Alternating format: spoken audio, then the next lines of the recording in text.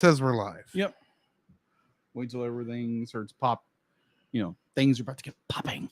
What they call the millennial pause. The millennial pause. Yes, because we pause to make sure all the lights say we're golden and ready to start. Whereas the Gen Zers, they just start talking. Okay. Apparently, that's what caused the name, the millennial pause. The millennial pause. Because we're waiting for people to show up. No, not the waiting for people to show up. They're waiting that this is being recorded. Oh, well, never mind. And Stream Element says we're live. So I'm fairly certain we're good. Yeah. Double check everything.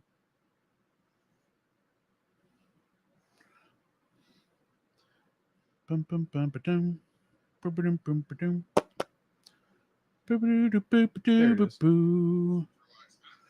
Find the Dragon Balls.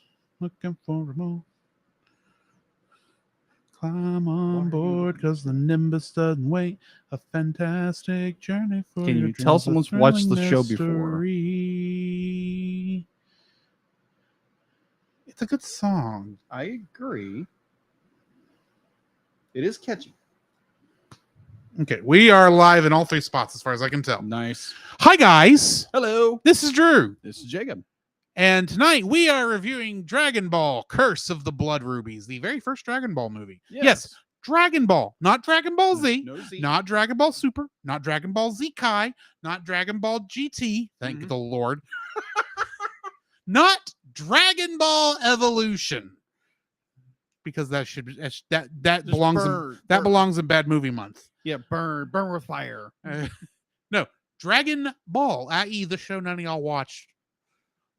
Not a lot of people watch, apparently. Because you're missing some good stuff. Apparently. Because I haven't watched the show. I was like, this is a little weird. And I was like, okay. Well, that's the thing. This movie, on the other hand, was interesting. Dragon Ball, the original Dragon Ball manga, is started off as an adaptation of Journey to the West. Yes. The classic Chinese mythology / fairy tale / fantasy novel. It's hard to really understand exactly what it is because it doesn't neatly fit into the European genre constructs. Okay. But it started off as a comedic retelling of that story. And it took off, and Akira Toriyama had to find a way to keep the story going.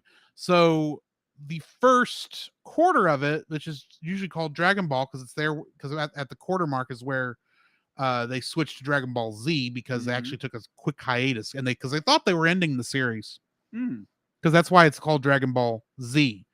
It's the end. Yeah, it's the conclusion. Yeah, and considering how many people got killed during the Saiyan saga, I understand why you thought that was going to be the end. Or it would move on to focus on Gohan. That was the other thing. Go back to a kid protagonist, because it started off with a kid protagonist, and eventually they had him age up. But when the show started, it was more action comedy, emphasis on the comedy than the action. Right.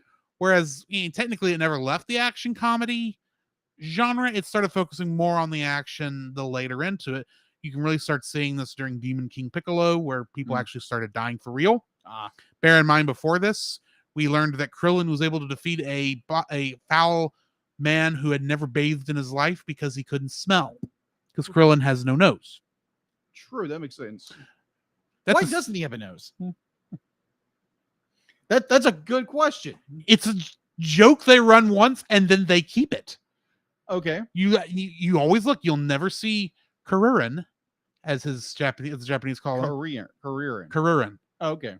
That's why it's spelled with the L's. Oh, okay. But the way Japanese pronounce it is Kuririn. Okay. But that's why you'll never see, even from the side view, never has the nose bump. Nope. Well, most of the time. There's a couple of times you can spot it going on there. Yeah. But it's that. But that was a joke that they pulled, and it's stayed all the way to the end. I mean, but there's other things like we saw in this movie that we never see again after this first arc, like Puar and Oolong shapeshifting abilities. We never see that again. Oh, okay, yeah. Or if we do, it's like very minimal. Yeah, because like watching the movie, I was like, okay, I recognize the cat character. Yeah, I wondered how long you'd take you to realize. Oh, those That weird robot samurai thing is actually a character I'm supposed to know. Yeah. And he keeps changing into multiple different things. Yeah. A little confusing. Now, great. Those are the same things he transformed into the manga because they stole so much from this. This is trying to tell an original adventure story, but it's like every beat it takes from the original manga. Well, I wouldn't say necessarily it was stealing from the manga because it's taking heavy inspiration from the manga because it's Toriyama who's doing this. It's Toei who made this. Toriyama actually didn't write this story. Oh, okay. It's not even based on anything he wrote. It's just literally like, we need to make a quick buck and Dragon Ball's popular. Let's advertise the show by putting a movie in a theater. Okay. That's always been the thought process behind the Dragon Ball films. Yeah. They're not trying to make, most of the time Akira Toriyama is barely involved in that stuff anyway, because it's technically filler. And that is until you get to a Battle of Gods. Because Battle of Gods and Resurrection F had Akira Toriyama's heavy influence on. And then of course that got turned into Super, and then he was he's been pretty much active in with Broly and Superhero. But before that, all the movies were never intended to be canon. So they just did whatever the crap they wanted. In this case, they stole like every single plot. They needed somebody to do something. Well, they did this in the comic. We'll just do it the same way. I'm just saying it's slightly unoriginal writing. Gotcha. Because it's not really an adaptation. Fair. But it is. It's weird. Anyway. So that's me rambling. How are y'all? There's one person watching. I can tell that much. Let's see. Where are they at? Until they type, I can't. I can only. Oh, they're on Twitch. It's on Twitch. Yeah. Until y'all type, I can just see where y'all are. I can't see who you are. Hi, unnamed person on Twitch. And assuming you're not Stream Elements. Yeah. But hi, Stream Elements. We like that you're here. Exactly. You make the stream work. With any luck, knock on wood, I reset the modem today, so hopefully it'll stay and won't mess up on us like it's done for the past month. Yes. Gotta love the internet, people. Gotta love technology. Anyway, yeah. So this was an interesting little film because they're again going in blind. I knew Dragon Ball Z. I knew stuff going forward. I had heard of Dragon Ball. Yeah, and people were saying like, "Oh my gosh, Dragon Ball is so amazing." This guy talked about Dragon Ball a lot. It's funny. It's a funny show. I totally get that. The weird part is when you watch like the actual anime for the English dub, they of course they recorded all the stuff they needed for what went out to TV. Yeah, which was heavily edited to take out stuff that wouldn't work on kids' television over here. Yeah, in America. Yeah, but they did in Japan.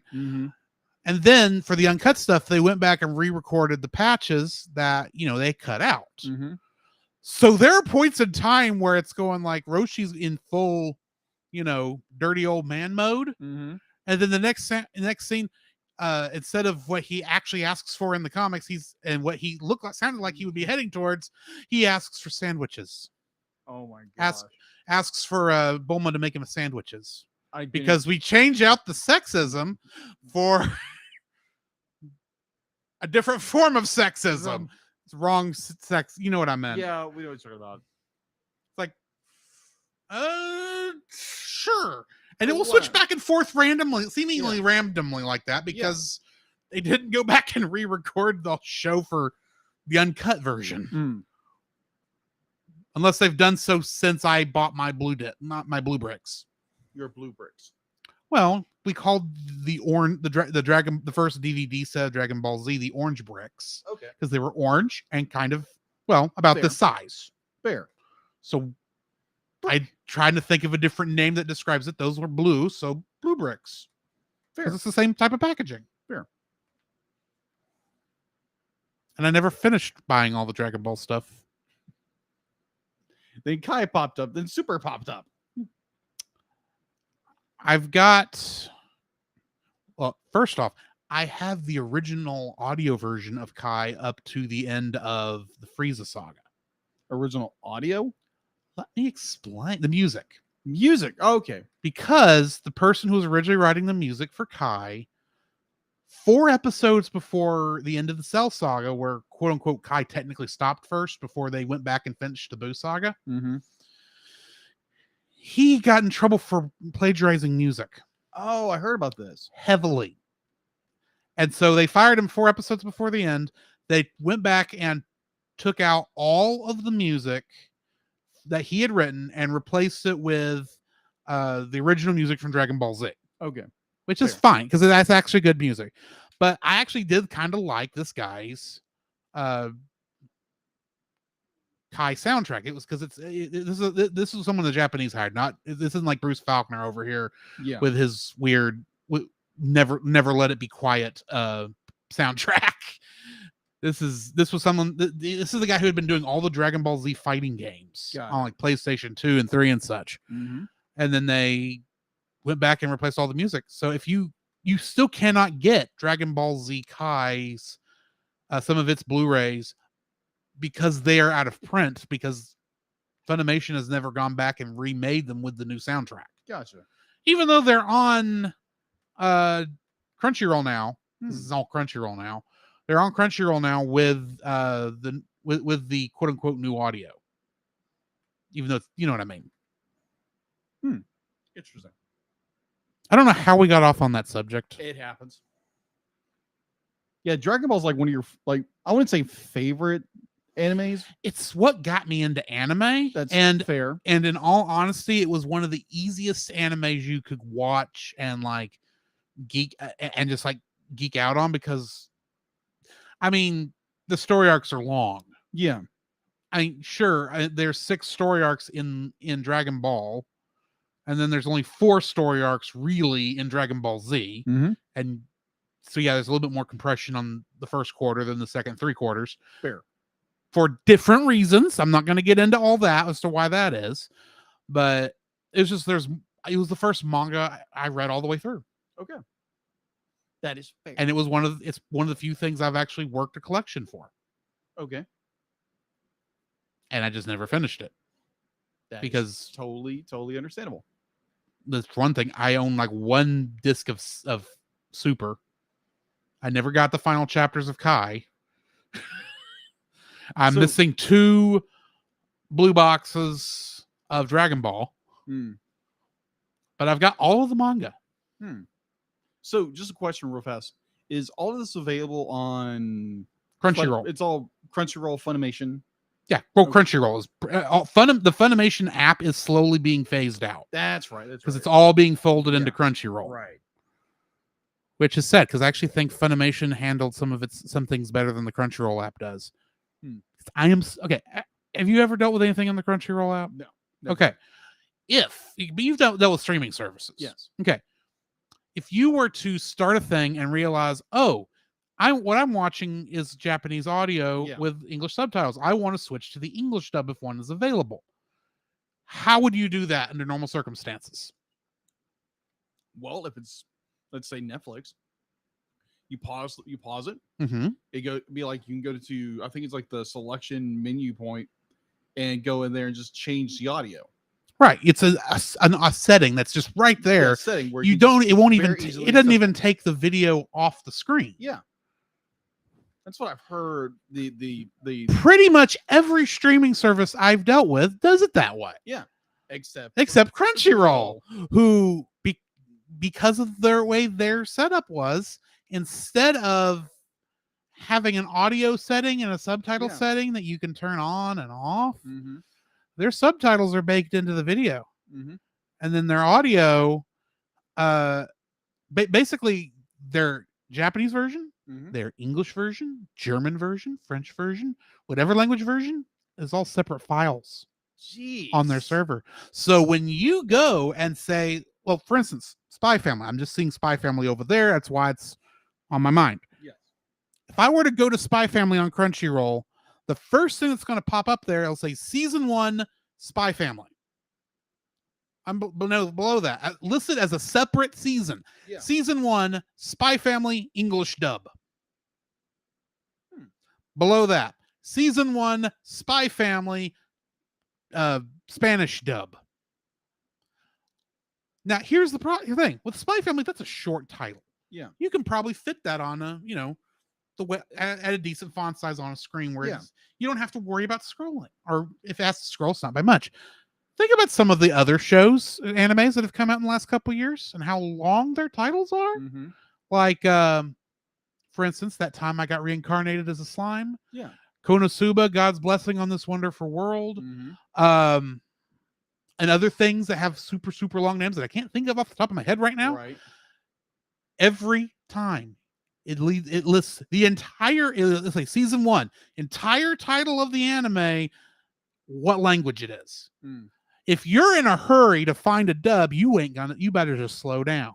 Right. Because you're gonna have to select the first one and wait to see what it gets to at the very end, and then see, okay, this is the Japanese one. Maybe it's be the second one. You scroll down, it starts scrolling, and you wait and you wait. That's the English dub. At least the English dub generally is the second option, but you can't guarantee that. And that annoys me. This has been your daily rant from Drew Dodgen as he talks about the stupidity of how the Crunchyroll app is set up and how it worked is a great setup for PCs, but console sucks. You're welcome, patrons. And on that note, are you ready to start the show? Yes. Let's get into this very bizarre but fun film. Yes. Deela, are you here? I hadn't even thought to check this yet. Awesome. Let's get started then. The Cellcast is recorded. Deela, be nice. The Cellcast is recorded in front of a live streaming audience.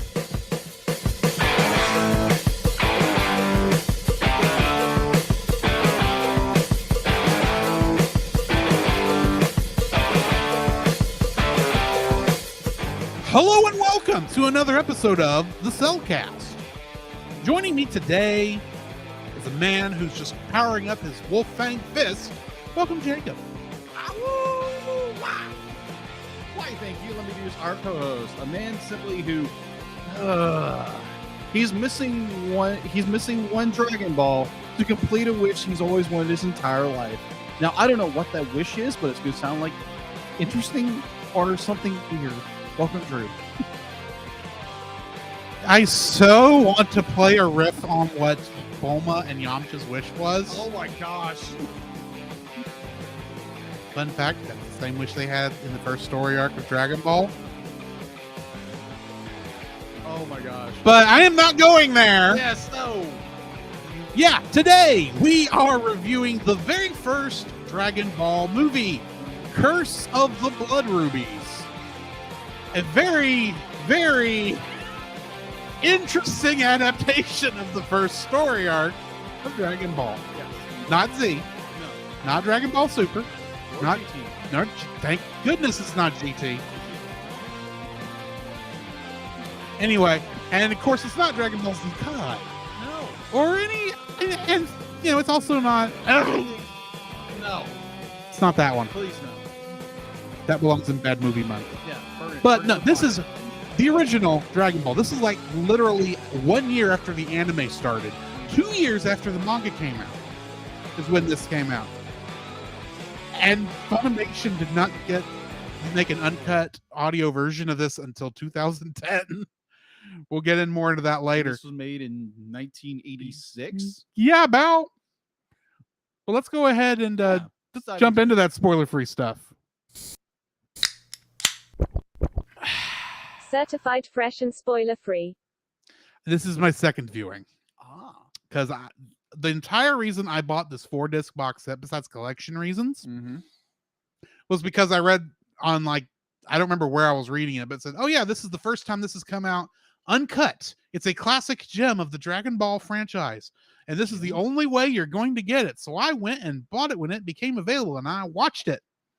And I said, this is the same story, but modified as the beginning of Dragon Ball. That doesn't make it bad. True. It's just not what I would have considered an uncut gem. Fair. But It's a goofy little fun movie. It's only got like a couple of weird little issues here and there, in my opinion. We'll get to that. But yeah, Jacob, this is your first time not only seeing this film, but anything pre-Z. Well, that's more of a misnomer. Be like, I've seen. True, you have watched The Dead Zone because we reviewed that. I've watched The Dead Zone, and that is technically pre-Z. I've seen. I think I saw like the first episode of Dragon Ball years ago, and I was like, oh, okay, but this isn't Dragon Ball Z. It's not as fun. It's not as like it didn't have all the like the big fights and the whole bit. What I was used to with Dragon Ball Z. It takes a little bit getting there. Yeah, and I can see why it didn't take off so well here in the States. Why they jumped straight to Z. Exactly. But overall, I enjoyed this film for what it was. There again, I'll get into my likes and dislikes, what I liked about it, what I didn't like about it. But overall, I wouldn't say thoroughly enjoyed it. It was an interesting little ride, and it made me chuckle. All right. And it was like, this scene happened. Why can't we get this scene again in like Dragon Ball Z or Super or whatever? Because that would be funny. The writing style changed over the years. Just a little. It went from being mostly a comedy to being mostly action. Yeah. It never really it's action comedy all the way through it, but the focus on what we're looking at changes over the course of the time. Yeah. I love one particular scene which I did not see coming.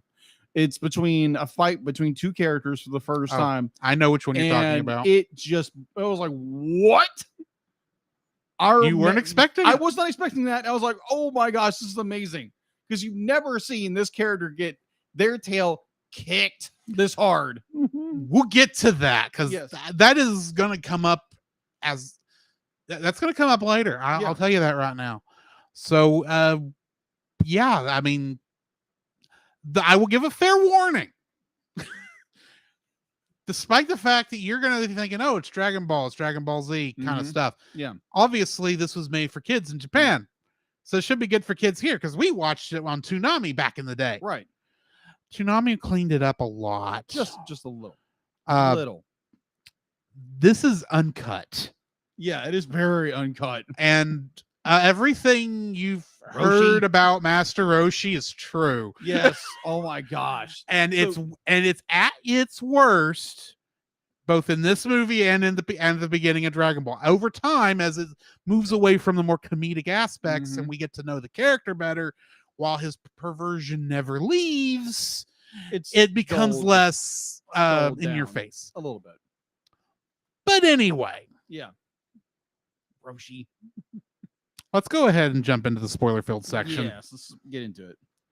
The following is a spoiler-filled review for the movie Dragon Ball: Curse of the Blood Rubies.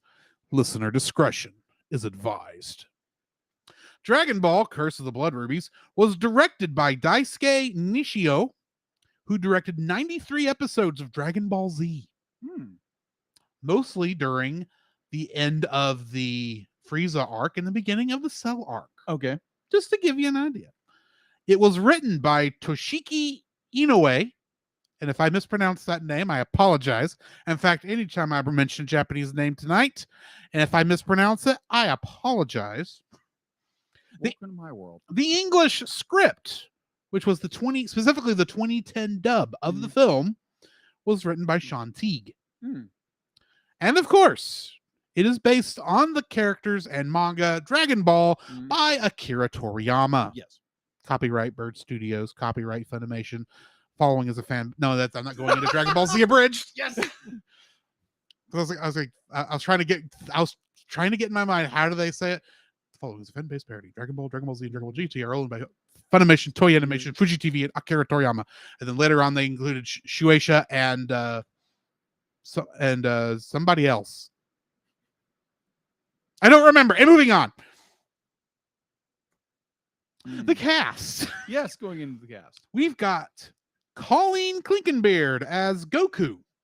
Okay. Because this is not the Goku we're used to seeing. No. This is his original form as a kid.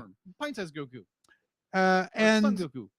He played another famous Goku-esque character in another anime, that series that has yet to finish, despite the fact that we can remember seeing it on new episodes of it coming out in high school Okay. on a certain channel by a certain company that edited some other animes that we've actually reviewed. That is famous for its original theme song for the show being a rap song. Oh. Are we talking 4Kids? 4Kids is the company. Okay. But what did they dub? That has been they're no longer doing the dub. Obviously, it's gone. Yeah. It's gone to Funimation now. Yeah. Crunchyroll. Yeah.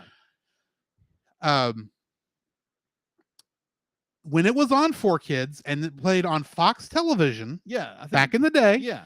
its theme song that they wrote for it was a rap song. Yeah. A infamous rap song. No, I was One Piece. Yes, One Piece. That's right. He is Monkey D. She plays Monkey D. Luffy, the head main character of One Piece. Oh, okay. So she's pretty good at voicing Goku's. Oh, okay. Because Gotcha. to quote Dragon Ball's Pint-sized Goku. a pirate Goku, Oh, pirate. Oh, yeah. as opposed Oh my as God. opposed to Ninja Goku, A bridge. You gotta love it. Sword Guy Piccolo. Moving on. Monica Rial voiced Bulma, Yeah. and in the anime Dr. Stone, she voiced Chalk, one of the girls in there. Yeah.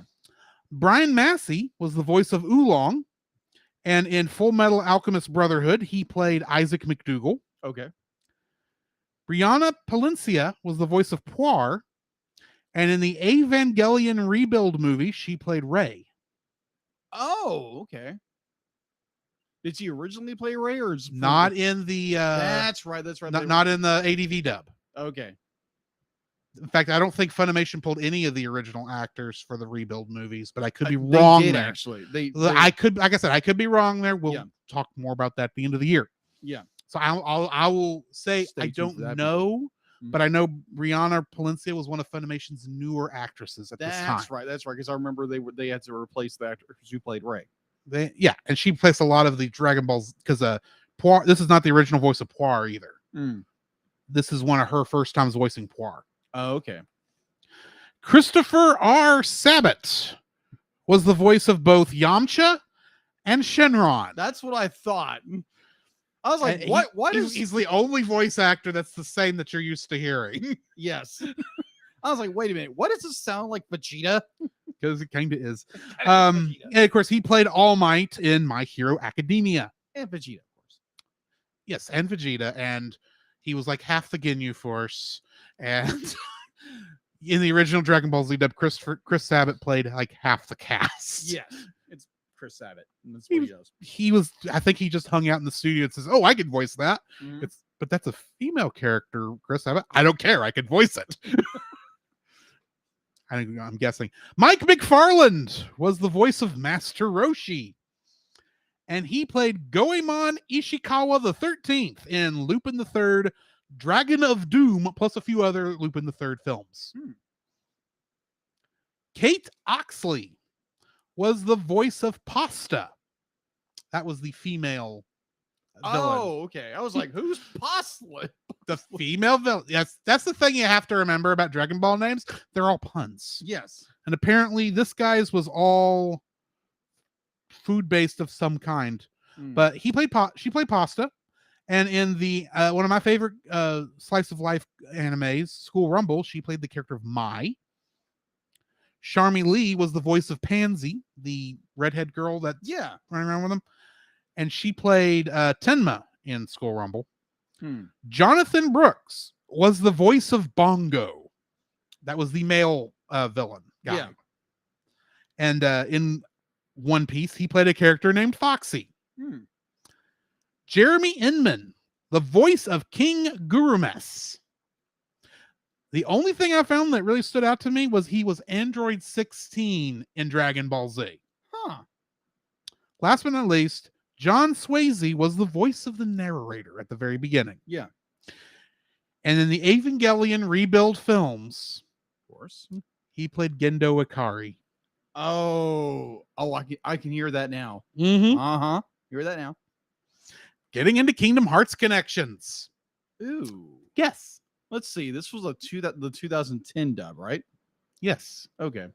But So- bear in mind, for Hmm. Kingdom Hearts connections, I don't just pull from the dub we watched. okay. I also pulled from the other 3 English dubs plus the Oh, original Japanese version. Jeez. You And were that good, does bud. well, that's actually, it's really easy to do that instead Okay, of trying fair. to narrow it to one dub. Hmm. So, but with that in mind, and I will tell you that really doesn't help you with the number that much. No, it doesn't. I just keep thinking the Chris Sabat dub. I'd be like voice anything in Kingdom Hearts. I'll be nice. No. Okay. So I would probably like a good fair estimate, probably 5. You're close. It's actually 4. Oh. And none of them are the English voice actors. oh, It's all the gotcha. Japanese. Oh, okay. Masako Nozawa, who's the original voice of Goku, and is still the Japanese voice of Goku to this day. Really? Yes. And pretty much all of the rest of Goku's family, except for Raditz. Well, I thought she'd recently passed away. No, she's still alive. Oh, okay. It was Bulma's actress who passed away in the last Bulma. couple of years. Oh, okay. Gotcha. But Good to know. in Kingdom Hearts, she plays Merryweather, one of the fairies from Sleeping Beauty. Oh, okay. Naoki Tatsuda was the voice of Oolong, and he plays Rabbit and the small Beagle Boy in Kingdom Hearts. Shozo Izuka, who played Pansy's father, is the voice of Dr. Jumba Jukiba in Kingdom Hearts. And Shuichiro Moriyama, who plays King Gurumes in the Japanese version, is both Flotsam and Jetsam in Kingdom Hearts. Fair. So that's what I've got for cast lists and connections and such. Did you find anything for info and stuff? Yes, I did. Because I know how sometimes the anime gives you trouble. Yes. It gives me trouble sometimes. Yeah, this wasn't very hard to find. All right, so IMDb for info and stuff. On IMDb, it has a 6.7 out of 10. And for fun fact, so while Drew was rattling off information, I looked at my list, and for IMDb, I did not list anything, so I had to go back and quickly fill that out. So fun. Yeah, there you go. Now you know. And knowing is half the battle. Exactly. So watching, you can right now watch it on Funimation if you're subscribed to Funimation Or Crunchyroll. But if Probably you want the only if two you want places. to rent the film, you can go to Apple TV, or like if you're subscribed to Apple TV, you can rent it there for $3.99. Ah, Only place you can rent it. it's a weird location. It is weird. And I'm now wondering which version of it is they've got. Might have to look at that. We'll get into that in a minute. All right. So production was Toei Animation, distributed by Toei Production. Its original release date was December 20th, 1982 in Japan. 82 or 86? 86. I mean 86. I'm sorry. My mistake. Read the You script wrong. Came Go out before Dragon Ball. Gotcha. Yes. The yes. manga. It came out way before. Yeah, of course. yeah. This came out years before Dragon Ball. This is an original movie that Toriyama just ripped off. Akira Toriyama ripped this off. Yes, exactly. You could have done better. I could have done. You keep saying that. I've never. I don't hate this film, by the way. Okay.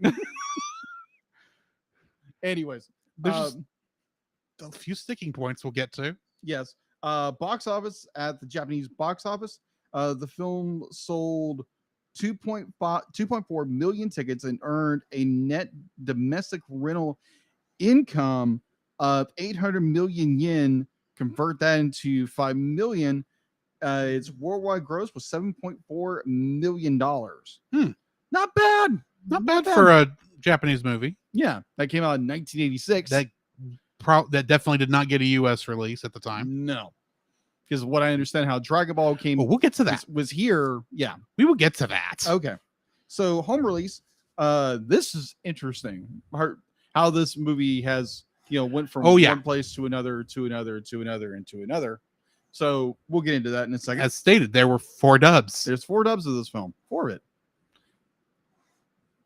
All right. So Curse of the Blood Ruby, originally titled Dragon Ball, the movie, later retitled Dragon Ball: The Legend of Shenron, was originally before you go on, this is not a correction. Okay.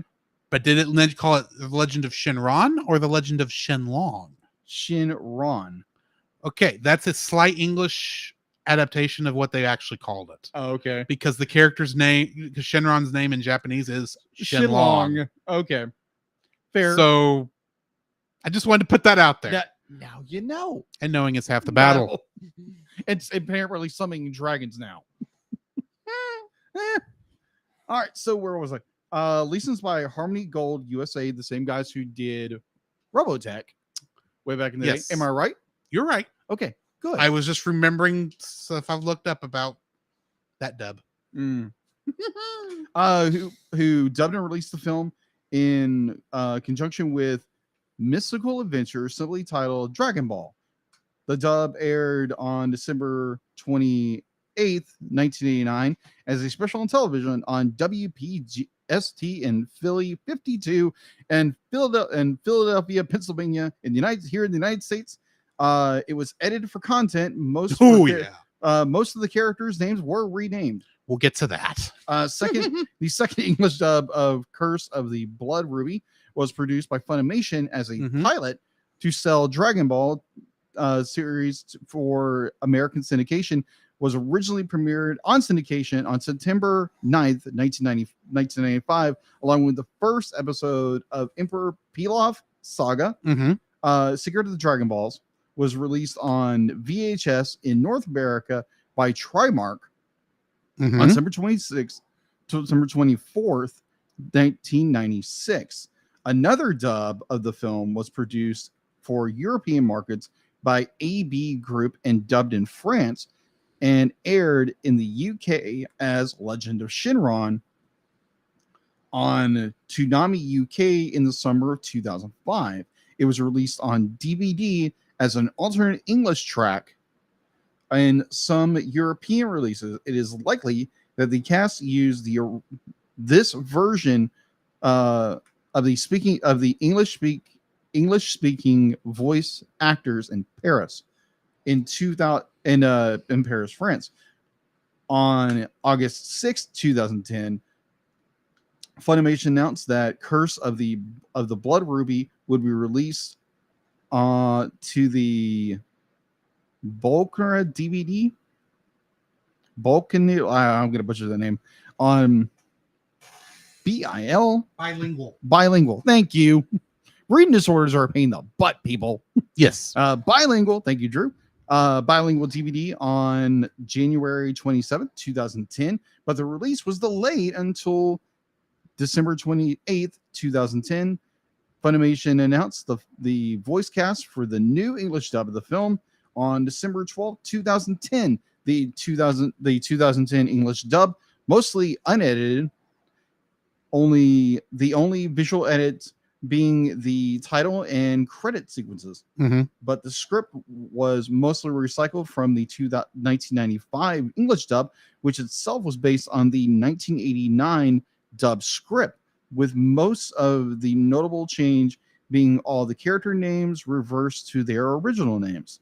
The audio was recorded in Dallas, Texas. However, very, very few voice actors from Funimation English dub from the original Dragon Ball dub. Yeah, from the original reprisal role for this film, with their replacements for the dub replacements from the dub of Dragon Ball Z GT. The production at that time. Was it GT or was it Kai? No, Kai. That's what I meant to say. Kai. There's so many Dragon Ball series, not even funny. I'm not correcting you to lord my knowledge over you. I'm wanting to make sure you actually get the right names out. Yes. Because I recognize there's a lot, and your reading disorder does not help. No, it doesn't. With all things. But I'm actually doing fairly well. You are doing very well. Thank you. I'm just listening and helping. I don't have any for you. I'm sorry. Darn. You had all the bacon last night. That's true. All right. Let me go back to where the first sentence. With their replacements from the dub of Dragon Ball Z Kai in production at that time being used instead. The film contained the 2010 dub, was later re-released in the Dragon Ball movie 4-pack which I would assume this is the one you got. Yes. That was released on February 8th, 2011. Sequels. Is there a sequel to this film? There is. Okay. And if you'll do me a favor and pick that box up off the floor, I will tell you what those sequels are. There you go. Thank you. The other movies that came out after this was Dragon Ball, Sleeping Princess and Devil's Castle, and Mystical Adventure, which came out within like a year of each other. Okay. Along with this film. And then the last one, The Path to Power, came out like right before right after Dragon Ball Z finished. There's plus, let's see, 6 Dragon Ball Z films. Yeah. No, there's more than that because you got Dead Zone, you got Tree of Might, you got World's Strongest, you got the Broly trilogy. I'm just jumping ahead to get a couple of these out of there. Super Android 13, BoJack Unbound, and these are all the English names, by the way, not the original Japanese names. Plus, like 2 specials, plus Dragon Ball Z Battle of Gods, Dragon Ball Z Resurrection F, Dragon Ball Super Broly, and Dragon Ball Super Superhero. Plus, you got the actual animes that are coming around at the same time: Dragon Ball, Dragon Ball Z, Dragon Ball GT, Dragon Ball Z Kai, Dragon Ball Super, and GT, and then Super Dragon Ball, which is another thing. I did leave out GT. I didn't intend that time. I did not intend to. Yeah, you have a tendency of wanting to leave that out. I did leave that out because not only was there the GT series, there was a GT movie. Yes, there was that I don't know the name of. It's over there somewhere, but I don't know the name of it. Of course, we have the movie because I bought that series and never watched it to complete the collection. I did not say we wouldn't. It's just in my mind. This no guarantee because we've already actually broke this because we started with the Dead Zone. Yeah, a couple years back. Yeah, I actually thought this would back and listen to that. It would be fun for us to go through all the Dragon Ball films, Dragon Ball Z, Dragon Ball GT, and Dragon Ball Kai films. Yeah, all of them, kind of in the order they came out. Okay. Just have the one that's out of order, kind of like we do with the Muppet films. Yeah, so we need to get back to that. Yes, we do. Go watch or listen to the Anywho, what we did for those. And then we are actually talking about watching a fan production of Dragon Ball, another one, certain shorter version. I don't know what that was. Abridged. Oh, abridged.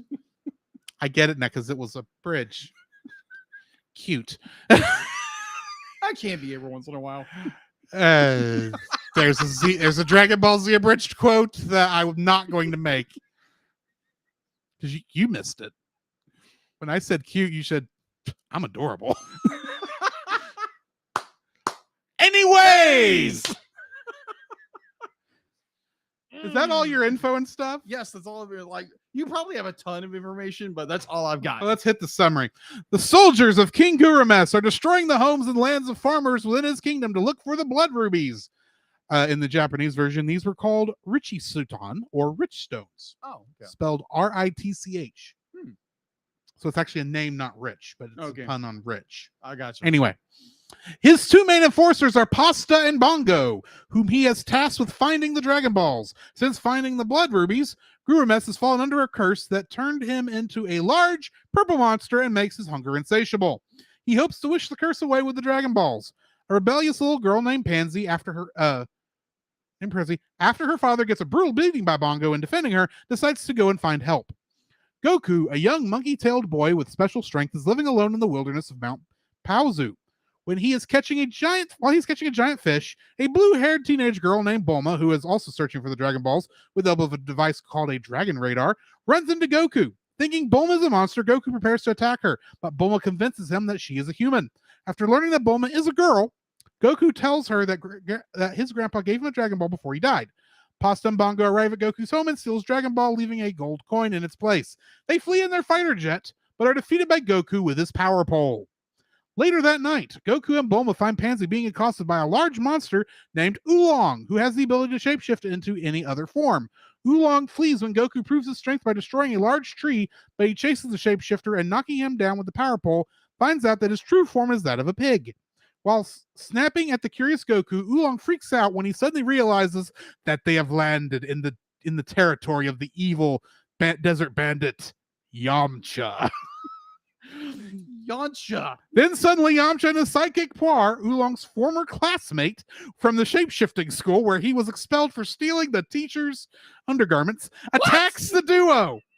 This was in the film. I know. Goku battles Yamcha through weapon fighting, which later moves on to their special moves such as Yamcha's Wolf Fang Fist and Goku's Janken, aka Rock Paper Scissors moves. Oh. But their duel is cut short when Bulma arrives. Yamcha has a paralyzing fear of beautiful women. Upon seeing Bulma and chipping off his tooth after crashing down from the cliff where he and Goku are standing on to fight, he and Puar retreat. In Oolong's campout, Pansy tells Bulma that the others about her people's plight and how she must find the great Master Roshi the Turtle Hermit to help her put a stop to King Guru Mess's cruelty. But little do the group know is that Yamcha and Puar have returned, overhearing everything about the Dragon Balls. The next day, Yamcha and Puar prepare for their trip to Master Roshi's island or to get rid of Goku and his friends while going after the Dragon Balls for themselves. As part of the scheme, Yamcha vows that he will wish away his shyness around girls so he can either get married or have a few dates. Despite Puar's protests over the unnecessary choice of needing all the treasures of ruling the world, back at his palace, King Guru Mess now possesses 5 of the Dragon Balls and ensures that the last 2 will go next. The team arrives at Master Roshi's island, but Yamcha has arrived first and tricked Roshi into thinking Goku is there to steal his shell. This is so dumb a plot point and is not one of the ones they stole. Agreed. To find out who is telling the truth, Roshi summons the Flying Nimbus Cloud, a magic cloud which only an honored person can ride. After Roshi's failed attempt as a demonstration, Goku suddenly rides it. Yamcha flees again, vowing that he will be back. Master Roshi also says that he will give Bulma his Dragon Ball, but only if she shows him her assets. In order to avoid Roshi, Bulma uses Oolong to transform into her in order to trick the Turtle Hermit, and it works. But Pasta and Bongo arrive in a submarine and attack the island. One of Bulma's 2 Dragon Balls is stolen, and Roshi's house is destroyed. Again. Angered by the destruction of his house, Roshi powers up and uses the Kamehameha to destroy the submarine while Pasta and Bongo flee in an escape jet. Pansy asks Roshi to help her defeat King Guru Mess, but he declines and assures Pansy that Goku and Bulma will be all the help she needs. That night at King Guru Mess's palace, I'm going to jump back because this left out an important plot point. Goku was able to recreate the Kamehameha just by watching it the one time. Yeah, that was funny. That's a plot point stolen from the manga. But anyway, That night at King Guru Mess's palace, Pasta states her report about the arrival of the final Dragon Ball, much to her master's delight. The next day, the team journey to King Guru Mess's palace and are immediately attacked by the King's Air Force. Bulma, Oolong, and Pansy are shot down while Goku has an aerial duel with Bongo, in which the monkey-tailed fighter destroys Bongo's hovercraft. Yamcha and Puar also arrive and infiltrate the palace. When they meet up with the group, Yamcha is attacked by Pasta, who is unable to fight back because of his phobia of beautiful women, and they flee with Pasta in hot pursuit. Goku defeats Bongo by knocking him through a wall with his power pole, and they all end up in King Guru Mess's throne room. Fueled by both his own curse and hunger, Guru Mess grows to his gigantic size before the very eyes of the group, and after crushing Bongo flat, he attacks Goku to get the last Dragon Ball. Goku tries the Kamehameha, which he had already learned from Master Roshi, but it fails to destroy him. Bulma realizes the other 6 Dragon Balls are inside Guru Mess's stomach, so she throws her Dragon Ball into his mouth. Shenron erupts from Guru Mess's body and offers to grant one wish. Pansy wishes for her land to be peaceful and beautiful again. Shenron then removes all the blood rubies and makes the land fertile again. Guru Mess is reduced to a small, bald, naked man. Yamcha and Bulma decide to date, and Goku, after returning the gold coin to Pasta, heads off to Master Roshi's island to train with the Turtle Hermit. So, really quick question. What do you, because you mentioned that Yamcha has a fear of beautiful women. Yes. What is that phobia called? I don't know. There actually is Yamcha-phobia. Yamcha-phobia. No, it's actually Venus trypophobia. Oh, I could see that. Yeah. So yeah, if you're scared to death of beautiful women, yeah, that's you. Anyway, in terms of the dates of the original, we're into the trivia now. In terms of the dates of original Japanese publication, this is actually the first time in the entire Dragon Ball franchise where it is shown that summoning the Eternal Dragon turns the sky dark. Huh. Which is no small contribution to the mythos, seeing as this will be turned into a major plot point during the battle on planet Namek, when Krillin deduces that the Dragon Balls had not yet been used because of that. When Emperor Pilaf summoned the dragon in the original anime and manga, it was already night, and this movie was released in Japan a few weeks before Goku, in the manga, would summon Shenron to revive Bora during the second Dragon Ball Search arc. Bora was a kind of a Native American looking guy. Yeah. Who lived at the base of what is the name of the cat? Because now all I could think of is another name, and that's not his real name. Korin. Korin, yeah. Yeah, he lives at the base of Korin's tower. Oh, okay. And that's how Goku learns about Korin and the Senzu beans and all that later on. But the Red Ribbon Army killed Bora. And this would be right before Goku would summon Shenron to revive him, before near the end of the second arc. Gotcha. It has never been confirmed whether Akira Toriyama suggested this to the movie producers, whether Toriyama was inspired by the movie to include this in the main continuity, or if Toriyama already had this planned and it was a freak coincidence that the movie also had the same idea. This movie was used as the basis for the live-action Chinese knockoff film, Dragon Ball: The Magic Begins. There's a knockoff of this? China has a knockoff bootleg of this film. Really? And it's live action. Oh, too funny. And my understanding is it's better than Evolution. I have not seen it, so I can't say. That's a lot to be said. Yeah. The 2010 English dub of this film marked the first time Colleen Clinkenbeard voiced Goku in a full-time speaking role, replacing Stephanie Nadolny, who voiced Kid Goku in flashback scenes from episode 1 of Dragon Ball Z Kai. There are 4 English dubs of this film, as we talked about. Yes. The Harmony Gold dub from 1989, the BLT/Kidmark/Funimation in 1995, gotcha. The AB Group dub in 2003, and the Funimation Uncut dub in 2010. These are the same dub groups who actually dubbed most of Dragon Ball in their in different sections throughout franchise history. Okay. The AB Group dub is also known among the fandom as the Big Green dub.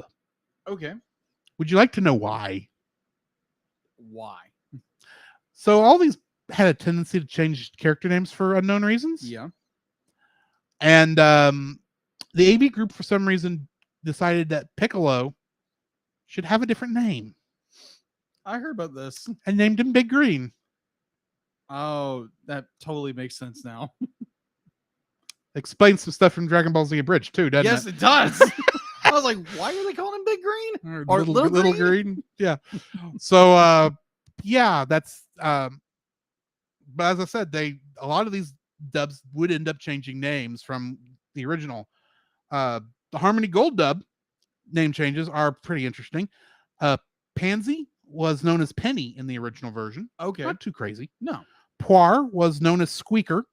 Squeaker. Okay. Yes. Makes sense. Yamcha was Zadaki. Yamcha's better. Yeah, I agree. Oolong was named Mau Mau. Okay. Because in the original character art, when he was first introduced as in pig form, yeah, he was wearing a communist China uniform. Oh, that makes sense. So he looked a lot like Mao Zedong as a pig. That makes sense. Bulma was known as Lena. And Goku was named Zero.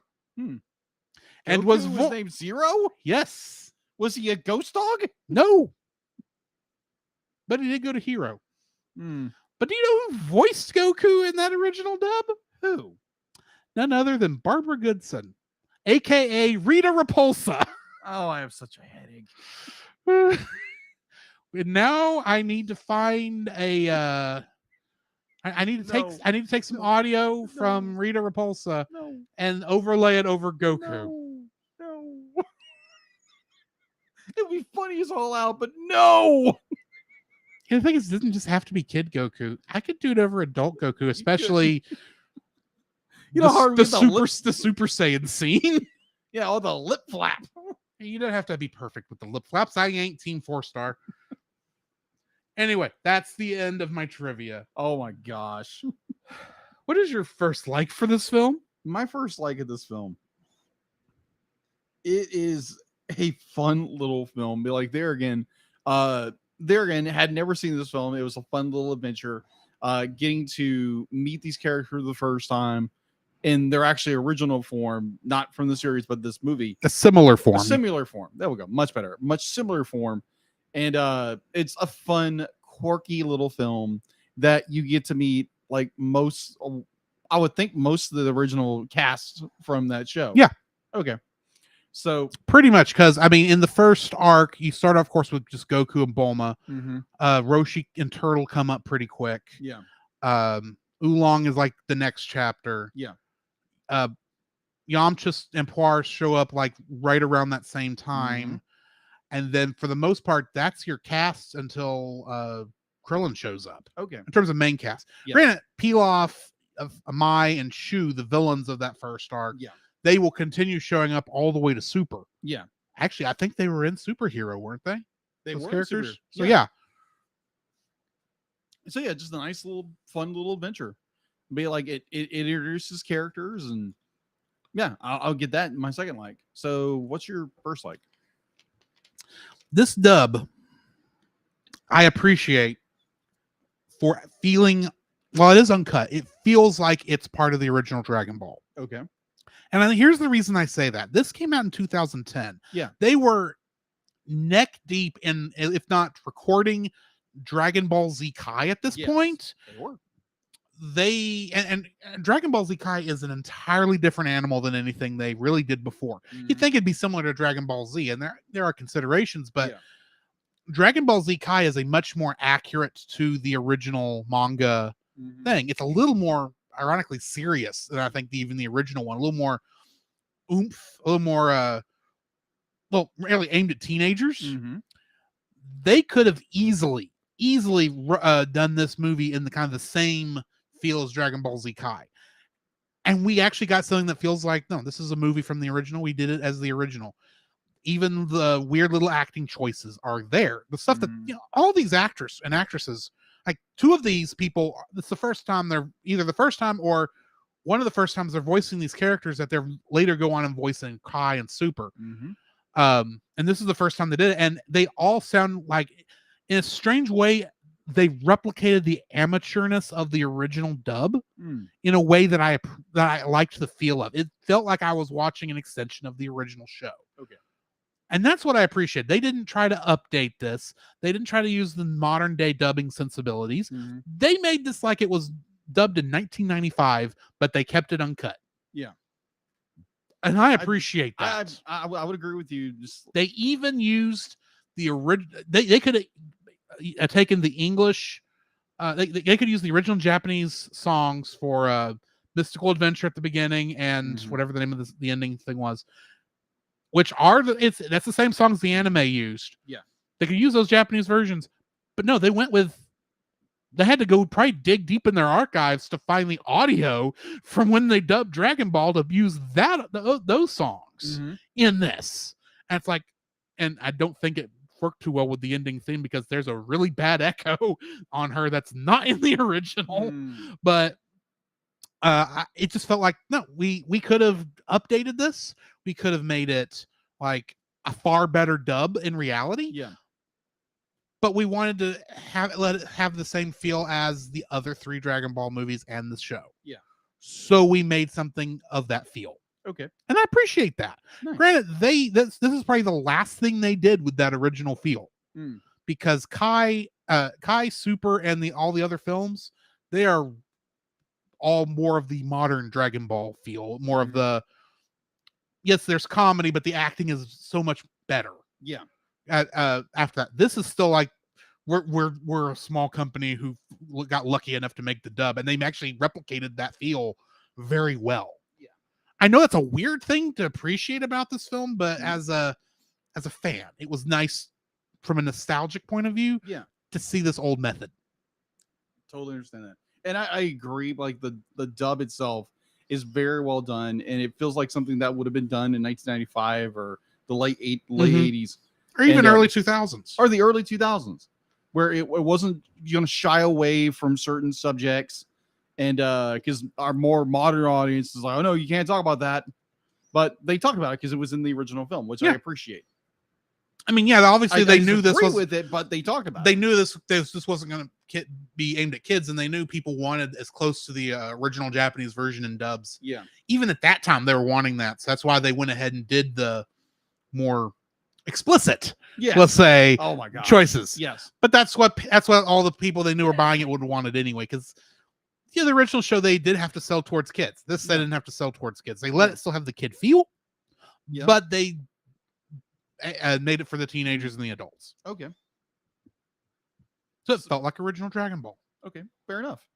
I have not watched. That's my feeling. Okay, so to follow my second, I'm going to parry this, or going to give a fair warning that there again, I have not watched all or most of Dragon Ball. I have seen Dragon Ball Z, Dragon Ball GT, Kai, some of the movies. I've seen the Super films, and I've seen a little bit of Dragon Ball Super. Mm-hmm. So put that with a grain of salt when I say this. For my number 2, it's not just be like, to watch this movie, you don't necessarily have to watch Dragon Ball. I agree with that. So for someone who's coming in fresh with fresh eyes, and I don't have all the nostalgia for Dragon Ball, I have nostalgia for everything else. It's like, oh, okay, this is interesting. Yeah, this is again. You don't have to have any pre-knowledge of the show, because it puts it all in front of you. And I enjoy that. I tremendously enjoy that, because there. So yes, I enjoy the film for what it is. I enjoy that you can just watch the film. It tells you who people are, what they're doing, all their motives and motivations, the whole bit. And it's not be like, oh, you need to go back and watch the original show to understand anything going on now like this, because there's movies like that. And it's nice to know that you can watch a movie, you can watch a film like this movie, Dragon Ball, the first Dragon Ball movie, and you don't instantly have to have the encyclopedia pulled up to know who these characters are. I will agree with you. That's nice to have that. I will say, and this will come up in my dislikes. Okay. I will say they could have done a better job. Okay. But we'll get to that. We'll get there when we get there. I would agree in some capacities, yes. My second like for this is the accuracy of artwork. Okay. Yeah, agreed. In some cases, they are mimicking the artwork from the original show. Okay. In certain cases, because a lot of this, this is in some ways an alternate universe retelling of the first arc in some ways.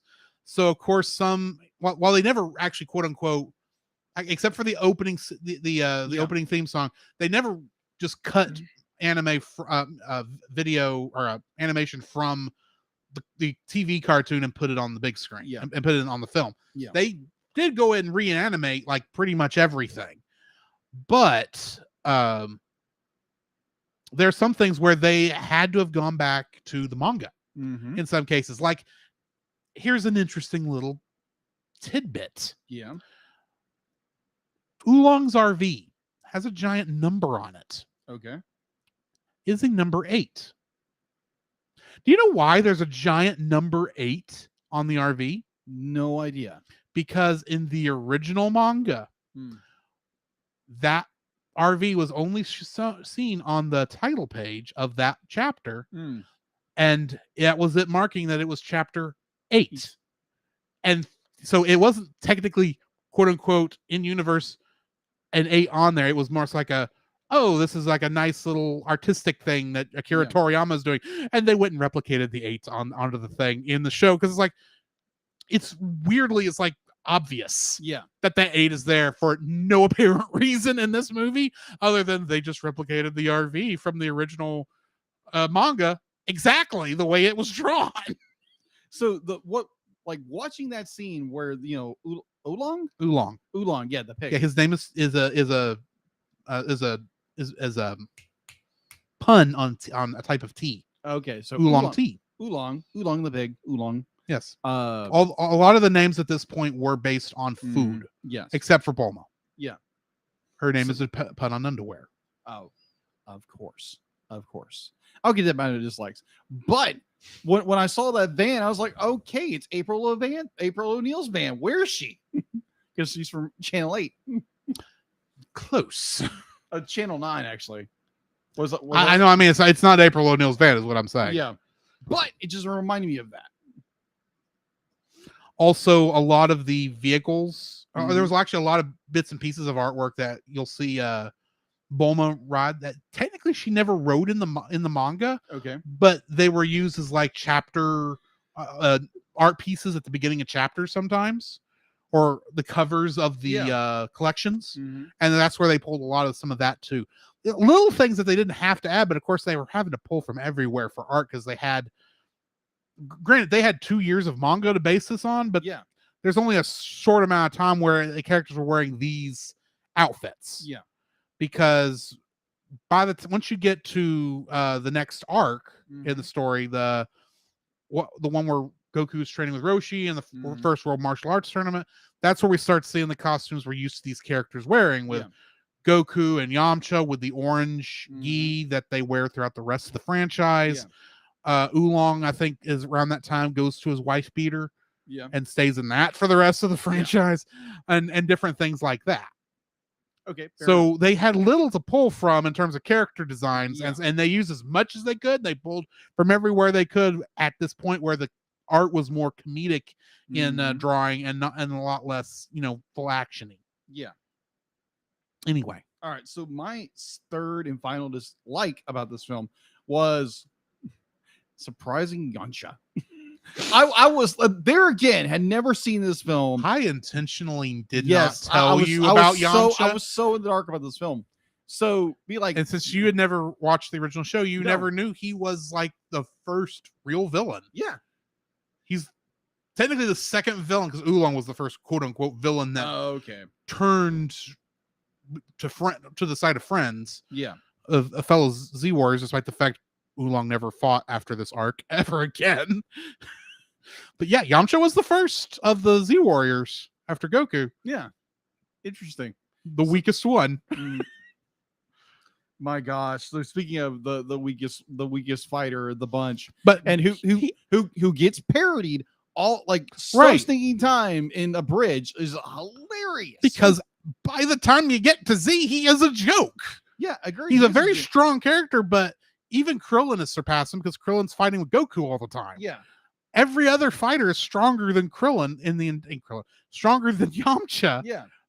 In the franchise. Yeah. So yeah, he gets beat on a lot. Yeah. So going into that, be like you meet Yamcha as a villain who just wants to take these guys out, and he beats the crap out of Goku. Yeah, they're an even match. What in the world is this? They're an even match at the beginning. That's the same in the manga and the anime.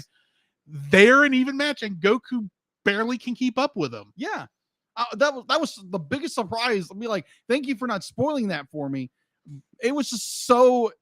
I was tickled. I was like, oh my gosh, can we get this somewhere else? Besides this one film. No, because like Yamcha should be able to get a win out of something instead of becoming this prolonged joke about everything. He does get a focused episode in Super where he actually does win. Oh, okay. Well, that's good to know. Which is immediately pulled out from under him. Poor Yamcha. But hey, at least he got some a day in the sun. I don't with this movie or in the television series, but I thoroughly enjoyed this pleasant surprise of Yamcha beating the crap out of Goku. I was like, yes, someone did it. And I was pleasantly surprised. I would watch that every single day. Someone's gonna. I will say Goku is not invincible. Technically, Goku has lost more times than people remember. Yeah, it's true. If we're being honest, it's true. It's just it was funny. He's got reasons. Get beat by Yamcha. Now, I will say that episode of Super where Yamcha actually does win. Like I said, the rug gets pulled out from under him in the last couple minutes, which is a bit annoying. Yeah, it's because of the joke. Because it is a baseball episode. He went on to play baseball at the beginning of Z. Okay. And apparently that's how he's That- been that's how he makes his money all the Yeah. way through Z when he's not, trying not to get killed or being dead. Yeah. But he is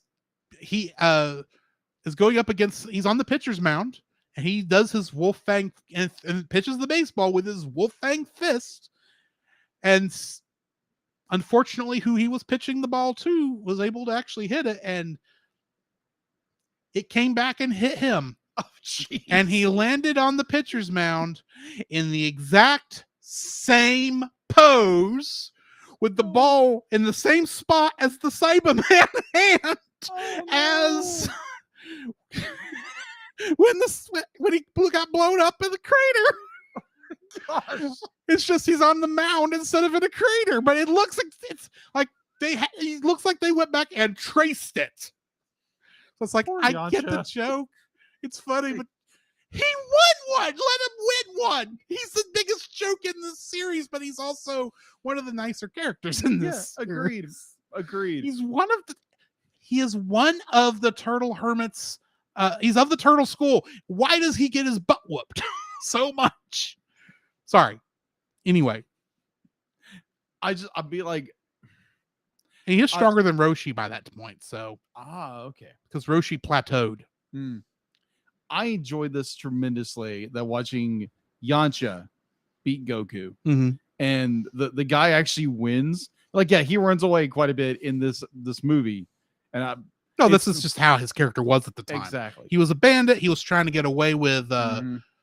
He was trying to be smart about fighting Goku since he knew they was on par with Goku at that time, and that Goku could easily overpower him in the right circumstances. So he was trying to be strategic about it. Yes. He does that a lot more in the manga than he did in the movie. Is what I'm saying. So yes, I enjoyed that. Yamcha was he was a powerful character. He beat Goku in one scene, which I thoroughly enjoyed. And yes, I was pleasantly surprised by Yamcha's appearance in this movie. Yeah, because after this, when Yamcha shows up, he actually, especially during the last bit of the Pilaf arc, he and Bulma kind of act as kind of like the older siblings to Goku in a lot of ways. Oh, okay. In terms of types of characters. Yeah. Anyway, my third like for this film. Okay.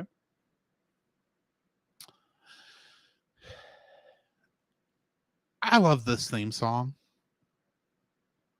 I know that's weird. I'm primarily thinking of the English theme because I don't think that, despite the fact it's the Japanese theme is the same melody, but it's got different lyrics, I don't think it hits as well. But this theme song to this is just kind of so much fun to kind of sing along to. Okay. I was happy that we actually got the full thing here with the original animation. It's like, oh man, if I'd have gotten to see that on a theater screen, I would have been happy. But because this is actually good animation for an opening. Yeah. For a TV opening from this era. So even though it like spoils like half of it and most of what happens in that opening is not in this movie, like the fact like the giant monkey that Goku turns into that's in the opening, because that's Goku when destroying the castle in the opening as the monkey. So it was nice to see that, and it's like just to see this nice little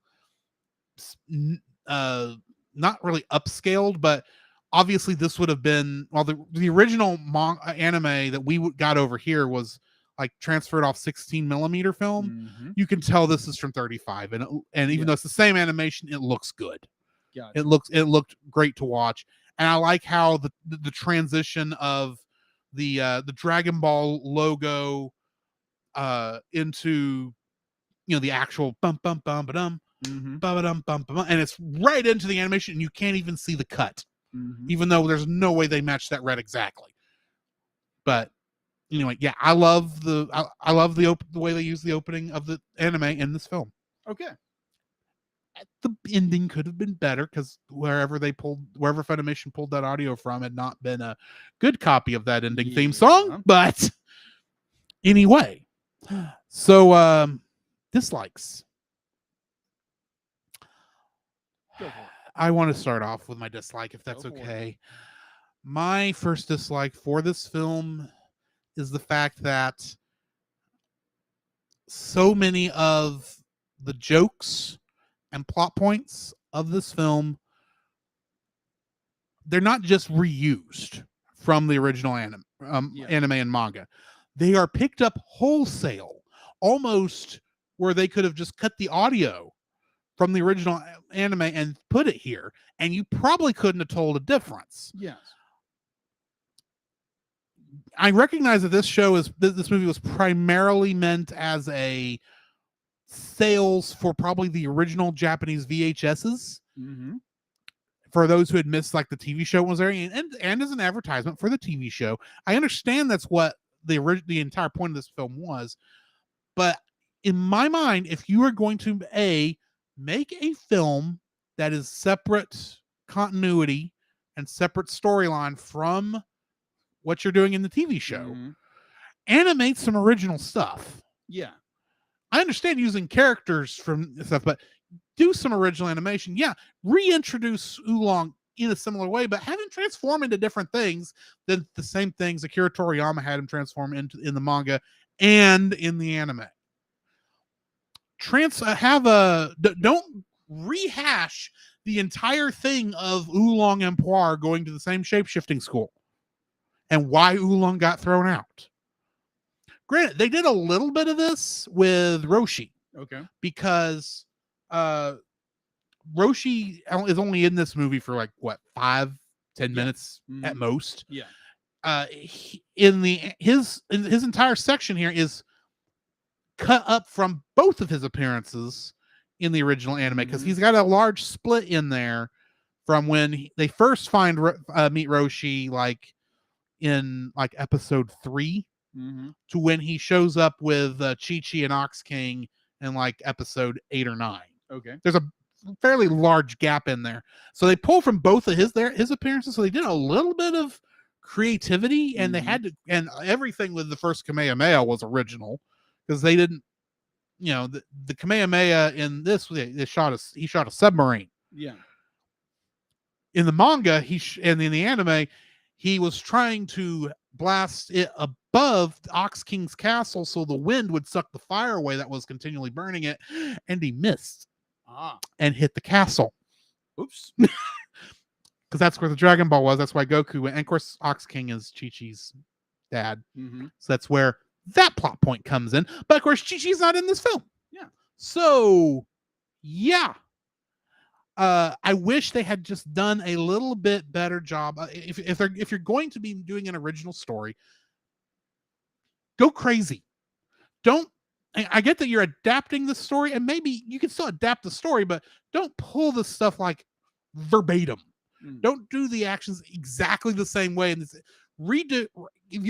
do basically the same general outline of this movie.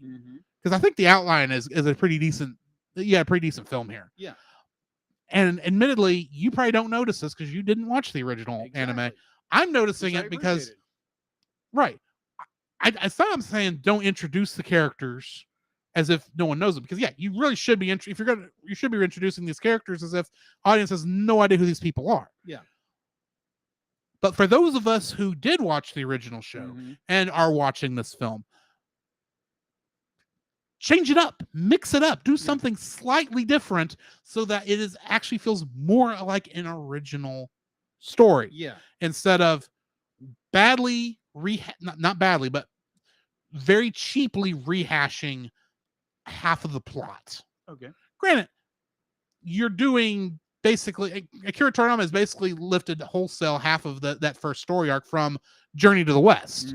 So I mean, yeah, I get it, but he actually wrote like original stuff around all these plot points.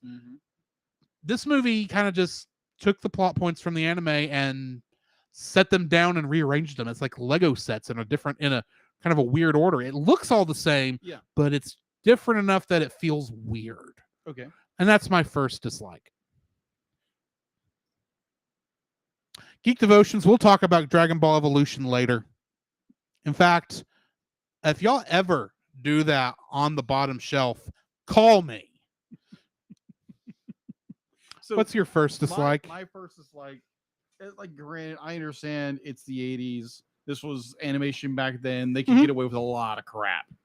But it's just more like Master Roshi is such a Yeah. This is a character point that is in the manga. Yes. It is at its worst at this point. Okay. Between this movie and the anime and the manga, this whole story arc is where it's at its worst. Yes. Because Akira Toriyama assumed that his 1 year of working on this arc was all he was ever going to make. Yeah. And then he'd go on to another project. So he was having fun. Yeah. He was doing his whole comedy thing from when he did Dr. Slump, his previous work. Yes. And this was his way of doing that here with having the dirty old man make dirty old man jokes. Yeah.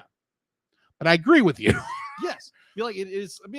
It's understandable. Like, yeah. It gets, what I'm saying is Roshi gets not necessarily less perverted, but he gets less chances to act Yes. after this arc. Yes. A couple little more in the next one, but that's just because, well, Akira Toriyama gave a weapon against that in that next arc. We'll just say that. Okay.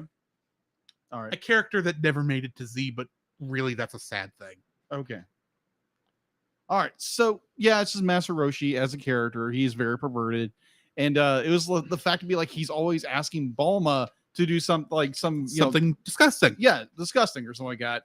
And obviously they make a joke out of it where we're like, oolong. Thank you.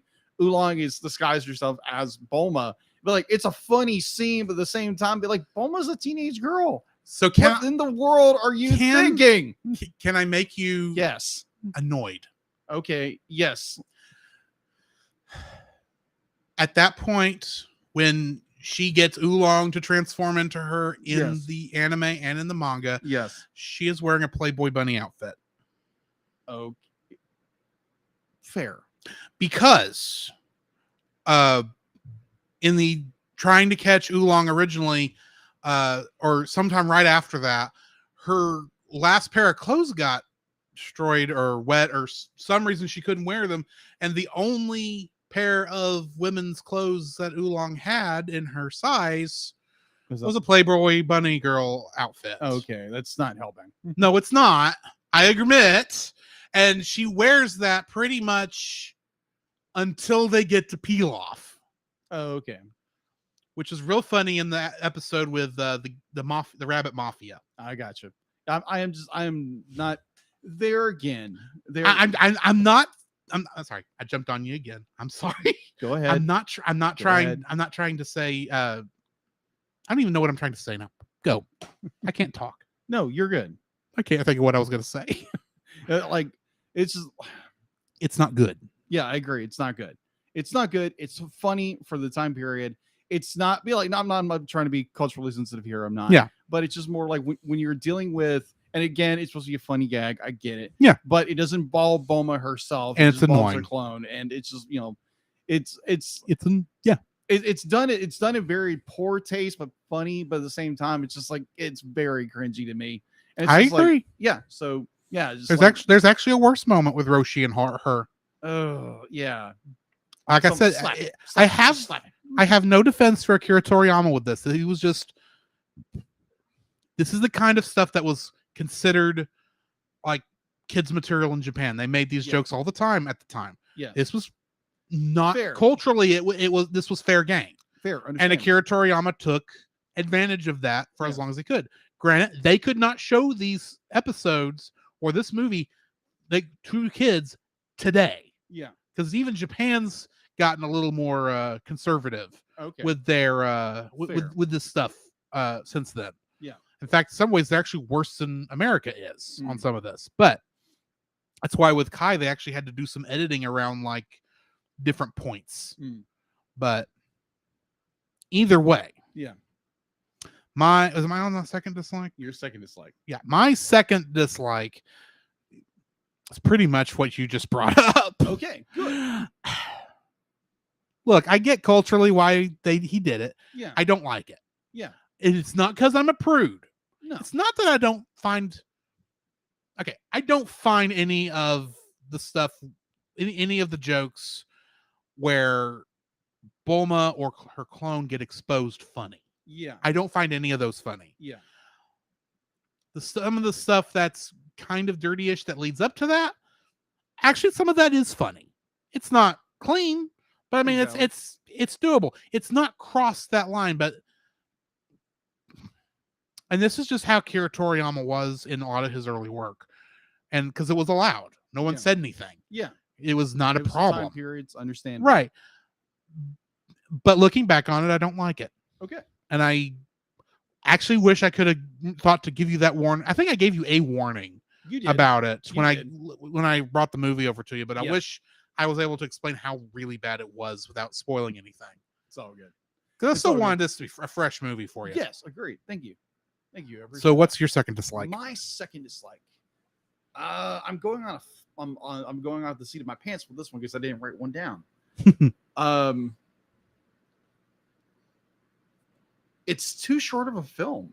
Be like, I understand. Be like, where these are short films, and they're not to be, as like deep in depth kind of films. Be like the villain is like, okay, he wants these rubies, and like he's the evil, he's a bad guy.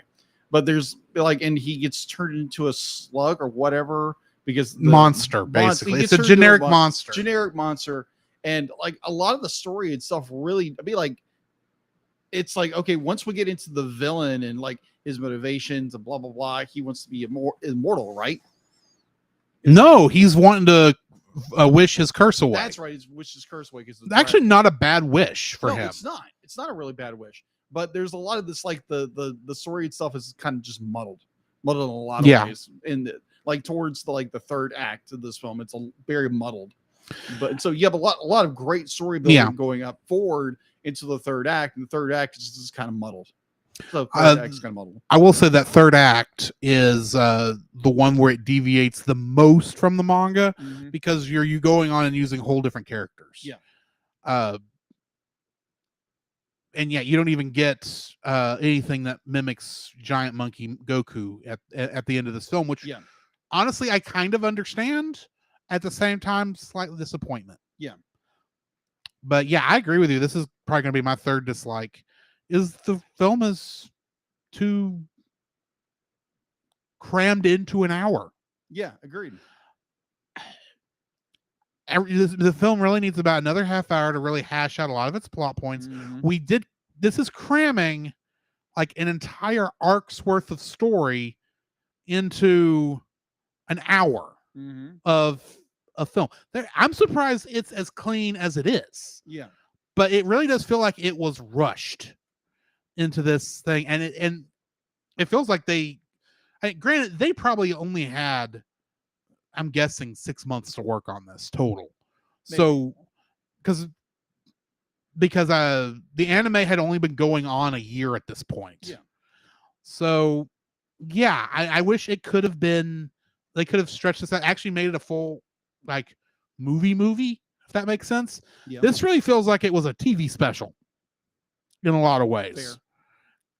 Fair. I just wish there was, if with introducing these original characters and still doing the parts of the plot line from the anime, I wish they could have just made it move together more organically and not feel as rushed. Yeah, agreed. So yeah, that's my third dislike. You have one. I do have a third dislike. Okay. Now, knowing I had watched Dragon Ball Z.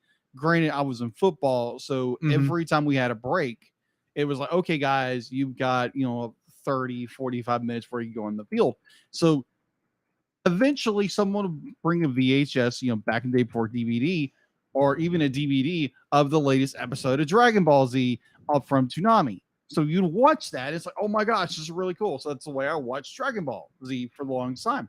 So it'd be like watching it, I think in the Kai form, I believe, they mention that, or even in this movie, they mention that Goku's father, Gohan, Grandpa Gohan is killed. And I'm like, oh crap. I'm like, oh man, be like, you got stomped by a monkey. They introduced the fact that Grandpa Gohan got killed and did absolutely nothing to explain how that happened. And that's a major plot point of the first story arc. I agree. It's a major plot point. And it's like with hindsight of watching, Dragon Ball Z and understanding what happened to Grandpa Gohan, it's like, poor Grandpa Gohan. He got stomped by his own adopted son in a monkey farm. His grandson, but yes. Grandson. He went with grandson. Oh, There is that much age difference. Oh, okay. But still, it's just like, And be like, and kind of be like, that's my third dislike. But I want to throw a little bonus in there. It's like, okay, I did not realize where the Nimbus Cloud came from. Yeah. And I will say that's one of the things they lifted wholesale from the manga and anime that actually worked. Okay. It worked better there, I think, than some of the others. And of course, Master Roshi couldn't hop on it because he's not pure of heart. Yes. I was like, oh, that's funny. But unfortunately, unlike because they're already at the thing where they're going to do the big Kamehameha wave. Yeah. We don't get to see how Roshi replaces the Nimbus now that he can no longer ride it. With Mini Gamera. Oh, I heard about this. Yeah. He actually prefers Gamera to Godzilla. Akira Toriyama does. And so made Mini Gamera. And technically he's allowed to use Mini Gamera, despite the fact it should probably be illegal. Well, good to know. He's actually writing him on like the loading screen of one of the Dragon Ball Z Budokai games. That's hilarious. But yeah, rating this thing. I'm giving it a 7. Give it a 7. Okay. It's good, but I have to dock it points for unoriginality in a lot of the storytelling. And just some of the things from that time period that I would dock even the original show for. Yeah. It's just some elements of those either didn't age well or probably was a bad decision to put it there in the first place. But you know, I was barely alive at this point, so that I was not the one this was actually aimed at till much later. Right. So yeah, 7. Okay. It's a good film. It's just not, you know, hitting anything out of the ballpark. I got you. Yeah, 7 for me as well. It's a good, fun little adventure. It's nothing that you have to grab your Dragon Ball Z dictionary. It's probably about that big, the size of like a family Bible or something like that. And, thankfully, no. Yeah, oh my gosh. Like how much lore there is in Dragon Ball now. It's like, yeah, that'd be, Actually, there's not that much, but okay. Continuing. Anyways. So yeah, I enjoyed it. I'd be like, yeah, there's a lot of stuff that's been they wouldn't do now. But I appreciate what they did with the film itself, with actually, going with this dub is going in and using the jokes they did back in 1986 and, using original, material and the whole bit. I appreciate that. The story itself drags. Like Drew said earlier, if they would have tacked another 30 minutes on this film to give it more, flesh the story out a little bit more, it would have been much better. I'll probably give it a better rating. But overall, it's just a 7. It's a fun little film. If you haven't seen Dragon Ball, be like, this is probably a good little start, start into Dragon Ball itself. Now, granted, if you've watched Dragon Ball Z and all of the other stuff, this would be, it's a nice little like, oh, okay, this is where Goku starts. This is where Bulma starts. This is where Yamcha.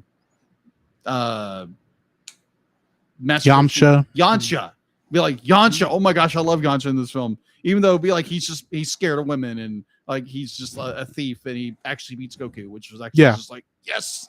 Barely. But still he beats him. But yes. I mean, really, it comes more to a draw because Bulma walked out. Fair. But anyway. Yeah, anyways, I'm giving it a 7. So next week is another Cellcast Plus episode. Yes.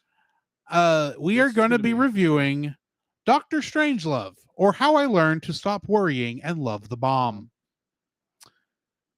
We may have a guest coming on. I have not gotten confirmation from him yet, but keep an eye out for that. We'll be reviewing that next week. It is not a movie for kids. I watched it's a classic film. It's a classic one. I watched it originally, I think, in junior high.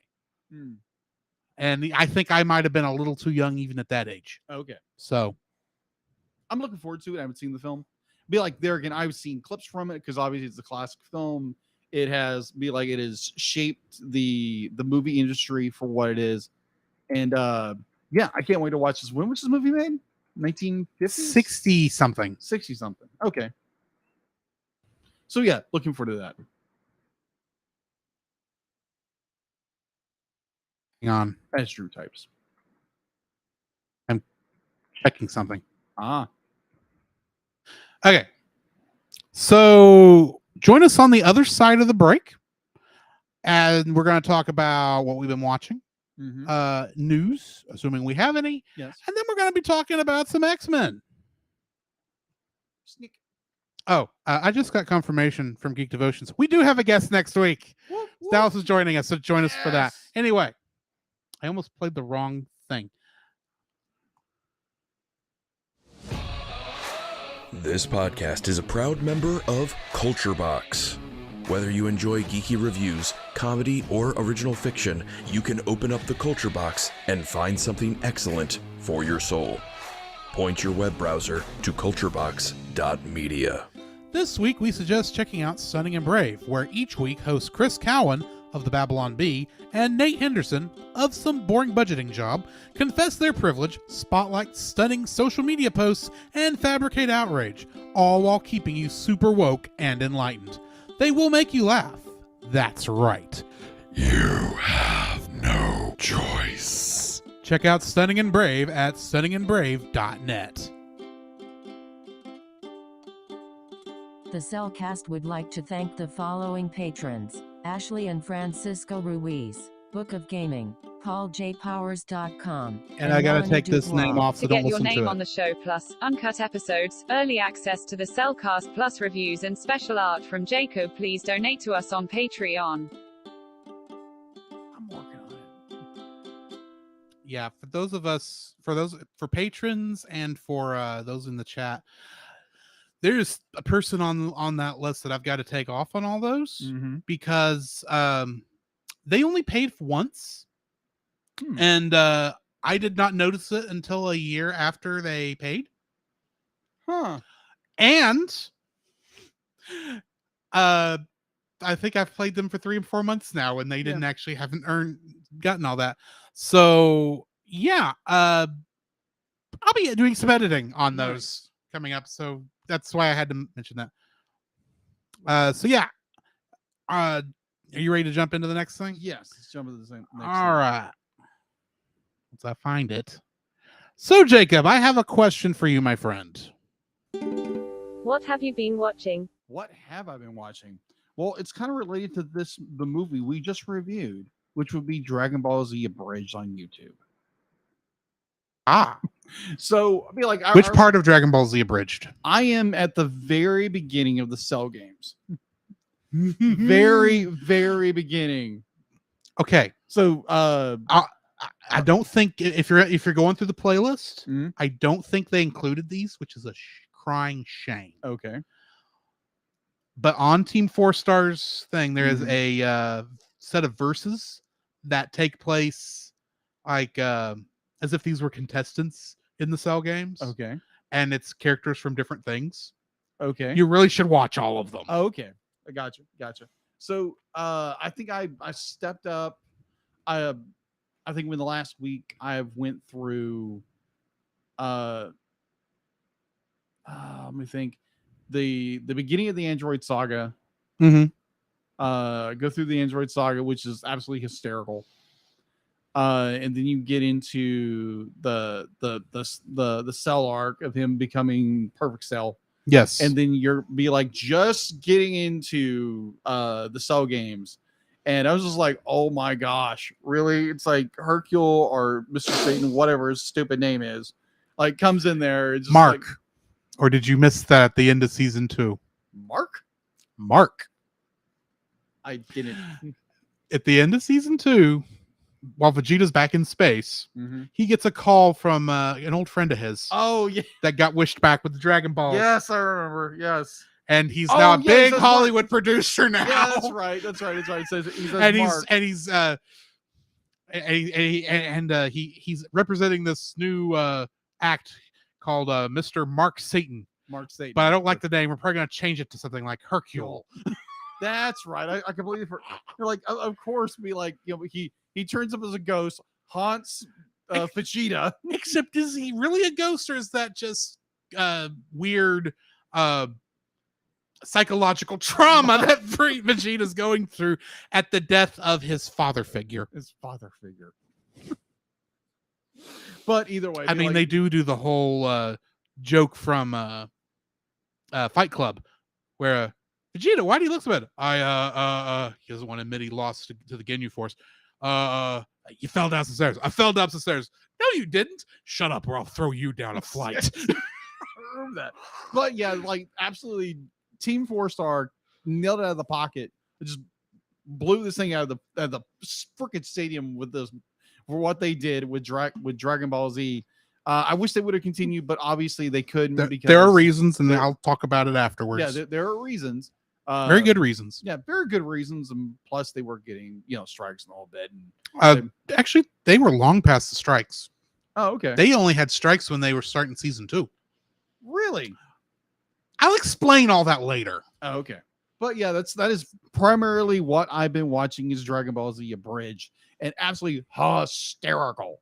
I was pleasantly surprised at a certain scene during the very end of the Android arc to the Cell arc. I was like, because they were ramping this whole little thing up, and I was like, okay, this is a little weird. This is very disgusting. But I was like, okay, I'm enjoying where they're going with it, but they don't go there. It's like they tease that up, but they don't go there, which I appreciate. But there again, I'm not going to say which one it is for the Dragon Ball fans out there who know what I'm talking about. Is it about the time machine? No, it's about another android. And his love of birds? No, the other android. I'm not quoting any of my jokes for that one. Yeah. But thoroughly enjoying the two with the hatred of country music. Yes. Yes. And this whole thing about country music throughout that entire thing. It's like, what the heck? They're actually setting up jokes for the history of Trunks, which takes place in the future. I saw that one. That came out like sometime after a lot of those episodes with the crossover to Cell. And they were actually setting up lots of jokes. In fact, one of the weirdest things about that is the fact of how much they had to edit Yamcha out of History of Trunks Abridged. Really? Yeah.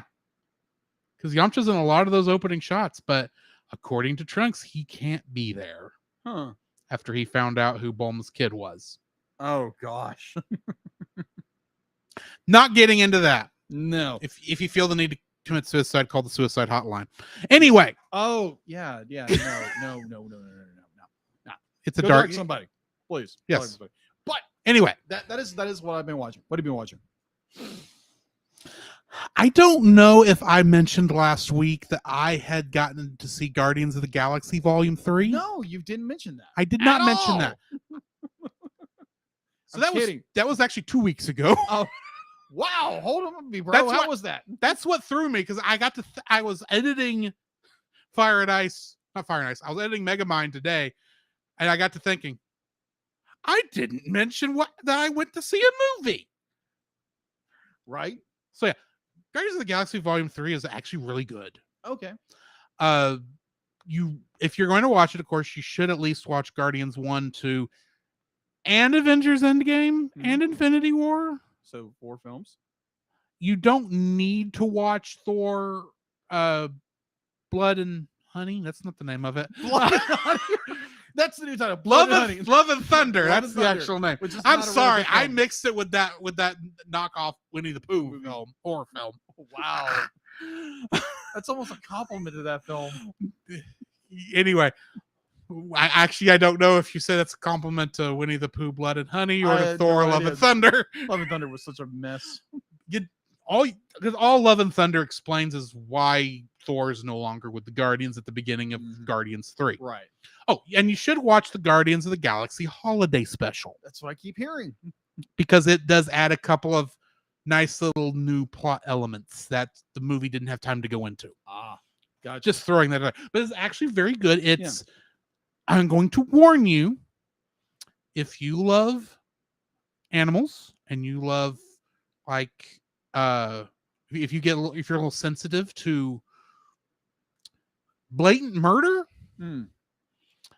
especially after you've grown to love like a group of characters, okay, you will need a box of tissues. Okay, fair enough. Because there is a moment I'd say about halfway through this film that cements why we do not like the villain.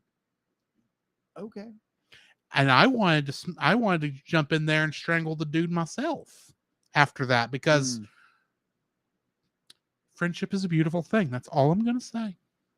And it's good to have friends. You're not helping. It's good to have friends. I agree, but yeesh. I'm quoting from the movie. It's good to have friends. But like you're setting my you're setting everything off my head. Be like, please don't do this.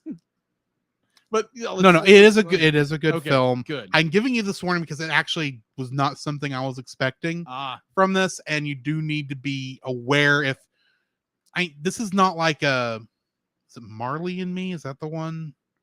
Yeah. It's not like that per se. It's not that bad because it's not the end of the film after you've grown to love the dog. Yeah. But it's still gonna hit you like a Mack truck. I got you. And it's like, so just fair warning. Going to kill you, high evolutionary. But I'm not going to throw theories out there because then he'll just start. We're not going to go there. Actually, the only other thing I'm going to say is if you enjoyed the 70s music from the first movie and the 80s music from the second movie, the fact that they do 90s music here and they didn't pick a lot of the 90s songs, I know that was actually my mainly disappointment. Is while I have nostalgia for 70s and the 80s songs we heard in the first two Guardians films, this one pulling from the 90s, I had absolutely no nostalgia for. The only song I recognized was a Beastie Boys song about No Sleep Till Brooklyn. Oh, yeah. That's the only song I recognized. Okay. Well, outside of a song they play at the very end, which is a callback to the first movie. Okay. But the rest, unfortunately, I don't think they did as good a job picking songs, but that's also on me for not having any nostalgia for 90s rock and pop. Fair enough. And they didn't play any country, which is weird because the country was big in the 90s, and I think it was even on pop stuff. It was there wasn't even a Shania Twain song or something like that in there, which would have made sense. So there was no Garth Brooks. I'll tell you that right now. Yeah, that would be very hard to do. Well, granted, yes, but there was nothing that even sounded like that style. Like they were mimicking that. It was like, no, we're gonna go all rock and rap and stuff that works, but it doesn't really work for me. Fair enough. Anyway, along with that, I have mostly been not watching anything else. Okay. Because I've been distracted by a certain video game. I have actually watched some Car Ranger because that's reviews coming up quickly. I'm just not sure how quickly. So keep an eye out on Power Trip for that because I think they still are having trouble getting the episode before that out. Okay. Either way, there was something else I did watch last week. Oh, I remember now. I watched the first episode of a new TV show on Disney Plus. Oh, Muppets Mayhem. Oh, okay. The story of how the band from the Muppet Show recorded their first album this year. They somehow, despite the fact had a record deal from like the 80s, never actually made the record. Okay. And the record company is now forcing them to record a studio record. And it's not going well. I've only watched the first episode. I need to finish it. It's like actually fairly good. Okay. Especially if you like do you remember Tia and Tamara Morley? Yeah. Those Disney Channel stars? Yeah. They actually are major characters in this. Really? Or not them, but they play major characters in this. So interesting. Yeah. Cool. And that's outside of Legend of Zelda Tears of the Kingdom, that's pretty much what I've been watching. Okay. I'm playing. Nice. Have you got past the tutorial yet? I am past the tutorial. I am at the point now where it's like, okay, I'm trying to figure out where I should go next, but they intentionally don't tell you where to go next. You're kind of supposed to go and explore, and I kind of know I should go out.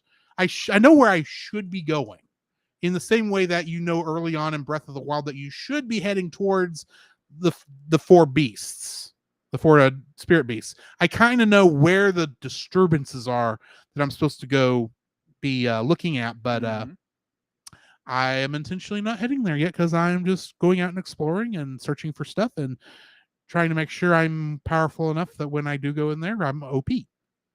Got it. That's my goal anyway. Plus, this is just a fun game to explore. Gotcha. Like Breath of the Wild, but it's more because you've actually got 3 map layers to go through. The sky, the Breath of the Wild map with modifications, and the depths. A giant Underdark like cave system that you have to bring light to. Interesting. And it's kind of a death trap down there. But anyway, that's pretty much what I've been watching and playing. Awesome. Do we have anything in the news? D-Lit. The Cellcast News with your host Jacob Heron.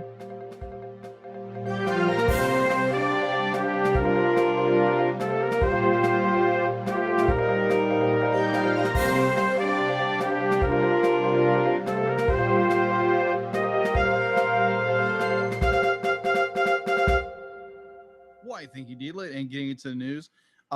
This was like more interesting. It's a little movie that came out of Norway.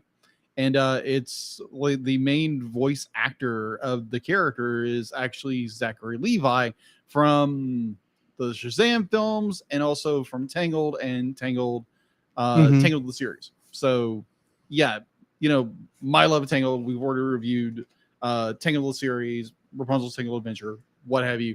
So yeah, go give those a listen if you want to. We obviously review Tangled, and yeah. So yeah, he's doing that. This movie, let me see. It's a Norwegian family film featuring feature called Teddy's Christmas. Obviously, Zachary Levi is signed on to do the voice of the stuffed animal. This is a CG pick set in the winter holiday, or also Christmas for us. The release in the United States through Caplight Pictures and Blue Fox Entertainment. Produced by Fanata Films. The film will head to statelight following its release in the European countries. So G Kids, celebrating its 15th year anniversary, slates its North American release of Lonely Castle in the Mirror and select theaters nationwide for the event showing of June 21st. That's my actually fun fact. That's when I started my job almost 22 years ago now. And June 22nd only. And so, yeah, that sounded like an interesting film. And so, yeah, that's what I have for news, unless you have anything else, Drew. No, I do not. Okay.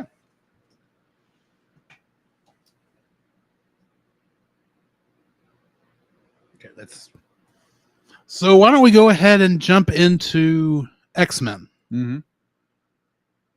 Sorry, I'm doing 2 things at once.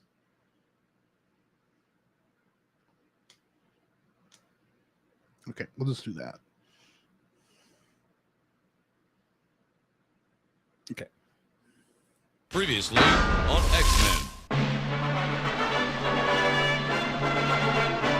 Meet the sulky, over-buggy, kind of hulky superhero. Electrically transistored superhero. An exotically erotic and aquatic superhero. The Marvel superheroes have arrived. X-Men, X-Men, it's today, X-Men, X-Men, coming your way.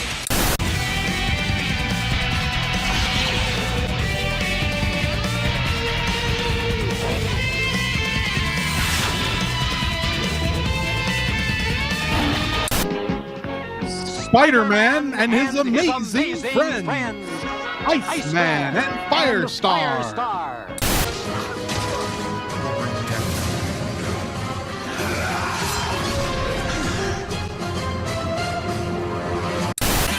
Wolverine and Hulk are fierce, Dr. Doom is up in tears when Iron Man joins the fight.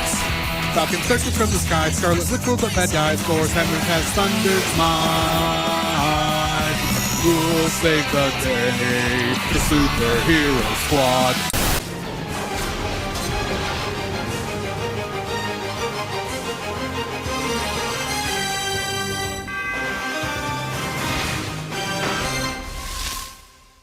I didn't realize Scarlet Witch was in that. I didn't either. Which means I actually have 2 X-Men. 2 mutant characters in that line. I didn't realize I did that. Because I thought all I had was Wolverine. Anyway, we have finally finishing the Phoenix Saga with episode 5, with part 5, Child of Light, which aired originally on September 9th, 1994. And if I'm not mistaken, this was all 1 week when this came out. Jeez. Much like another Saban show. Yes. With a green villain. Yeah. Turned hero. Something with envy. And evil. And Barbara Goodson. Oh, I have such a headache right now. This episode was directed by Larry Houston and written by Mark Edward Eden. In this episode, the X-Men are drawn into a battle against Tekken within the confines of the world within the Imcran crystal, where Phoenix makes a last stand. I thought it was Imcron. Imcran, whatever. Yeah, nuance. I'd like to point out that this Phoenix Saga ends with a last stand. Oh, dear Lord. Just saying. Guest cast for this episode includes Melissa Sue Anderson as Snowbird, Jeffrey Aries as Corsair, Richard Epcar as Gladiator, and Camilla Scott as Lalandra. I still can't find who voiced Tekken. Really? I maybe I'm just not looking in the right spots. Maybe. But quite frankly, this was not much acting on his part anyway. There. During the worldwide rescue sequence, we get cameos from War Machine and the arm of Spider-Man. Yeah, just the arm. Just the arm. I'm really curious, since his arm cameos in that shot, it being so long since I've seen Spider-Man, if he was this around the time that show would have started? No. I actually have to look that up. I have to look that up. Like, let's do some research and yeah, figure out if we can tie that in. I'm curious how that's going to tie in, because the Spider-Man animated series is the only other thing until X-Men 97 that's in this Marvel universe. Yeah. So there's that. Yeah, and that's actually the end of my trivia. So yeah, unfortunately, we did not get any appearance from the one and only I am Magneto, master of magnet. Do you know how hard it is to find an excuse to play that clip? Agreed. Agreed. And I forgot about it. Nearly forgot about it this week. What are your thoughts on this? It's a wonderful send off to the Phoenix Saga. It's 5 episodes. It's a wonderful little arc. It kind of wraps everything up, and obviously you know where it's going. That that like everybody gets sucked into the Imcron crystal, and they can't stop him. They can't stop. How do you pronounce his name? Tekken. They can't defeat him, and obviously because Jean the Phoenix is the only one who can do it, and it's a wonderful send off to the character. Be like she has to willingly sacrifice herself into go into the sun for Tekken, and the Imcron crystal can't affect anything, because obviously we know as I was sitting, Phoenix Saga shows up later. Whereas I was sitting here wondering, where's Galactus when you need him? That would have taken care of a lot of things. That is true. Been another issue for the X-Men to take care of, but yeah, but you take care of Tekken.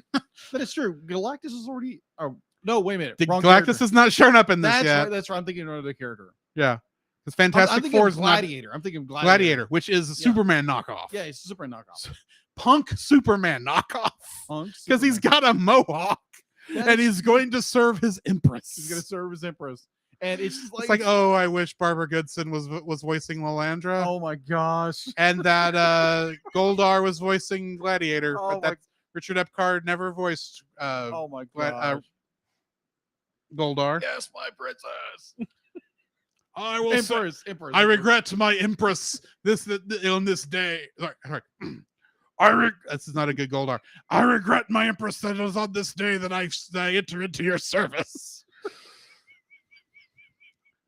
My stupid brother, you give me such a headache. Flip this now.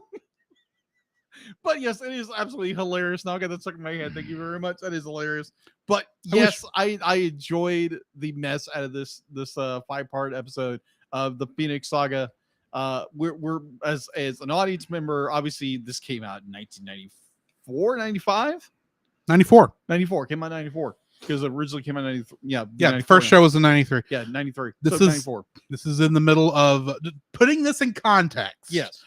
Power Rangers was in its second season. Yes. So I can't get that out of my head. I'm sorry. I'm not trying. It's great. I'm it's not great. It's trying great. to mess with you on that. No. It's hilarious. It's hilarious. Like you might want to make that a short. Just maybe make it a short. It's great. But I enjoyed it. It ends on a very sour note. It's not one of these like, hey, we've learned a valuable lesson. It's like, no, Gene sacrificed himself in order to save the universe. They're like, yeah, this doesn't end on a very happy, oh shucks, hey, we won the day kind of thing. And it's very somber. And you get this moment between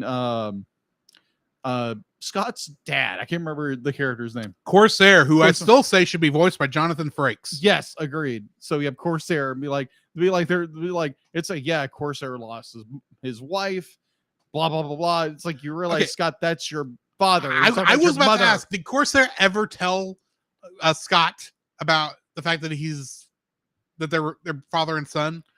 We know this for some. I don't remember how we learned it's this. in the series. It's in the series. Yeah. It's so outside of the trivia. I don't remember how we learned this, but I know it was known. Yeah. But I'm still going, the Cyclops know? No, not at this point. I mean, I don't even think we ever get to meet Scott's brother in this. Oh, I think we meet Havoc. I think. Do we meet Havoc? I don't remember. I don't think it has. It's been a while. It's been 30 years since I watched this part of the show. Yes. So yeah, they'll be like, it's great. It's got this very nice somber, but things have been done the right way. And I love this Jean Grey arc because there again in season 1 and 2 we really got nothing of Jean Grey of who she is until season 3, and she kind of comes to her own character and she becomes the Phoenix or the host for the Phoenix. Yeah, because she does a good the actress for Jean does a good job of switching back and forth between Jean Grey and Phoenix. Mm-hmm. Agreed. It's like, and again, end on a very somber note. There again, I have not watched this in probably 30 years, so it's going to be a very interesting trip to watch this series going forward, and knowing the Dark Phoenix Saga is just around the corner. Yeah, it's later this season. Mm-hmm. Like actually, it's in like a few weeks. Yeah, it's not actually long from now. No, on our recording. Yes, but yeah, this was a great little arc of stories. I'm still kind of wondering. It's like, Charles, like, what in the world were you thinking? He wasn't thinking. He was like, oh, this psychic being's telling me to do this and help. And it's like, so you're sending your students into danger. You don't know what's going to happen. You're just kind of a wink and a prayer that they'll be okay. And you don't tell them anything, even though you probably know things you're not informing them. And so thanks, Charles. And your whole dark side that you kept suppressed. That was such a weird chapter of this. Such a weird chapter of it. It's like, what in the world is going on here? But be like, it was there again. It's just it's interesting storytelling. I think they wanted an excuse to draw Xavier in a cape. Yeah, because capes are always fun. Minus be like you go Ed and no capes. Now I want Charles Xavier going, I do not say blah, blah, blah.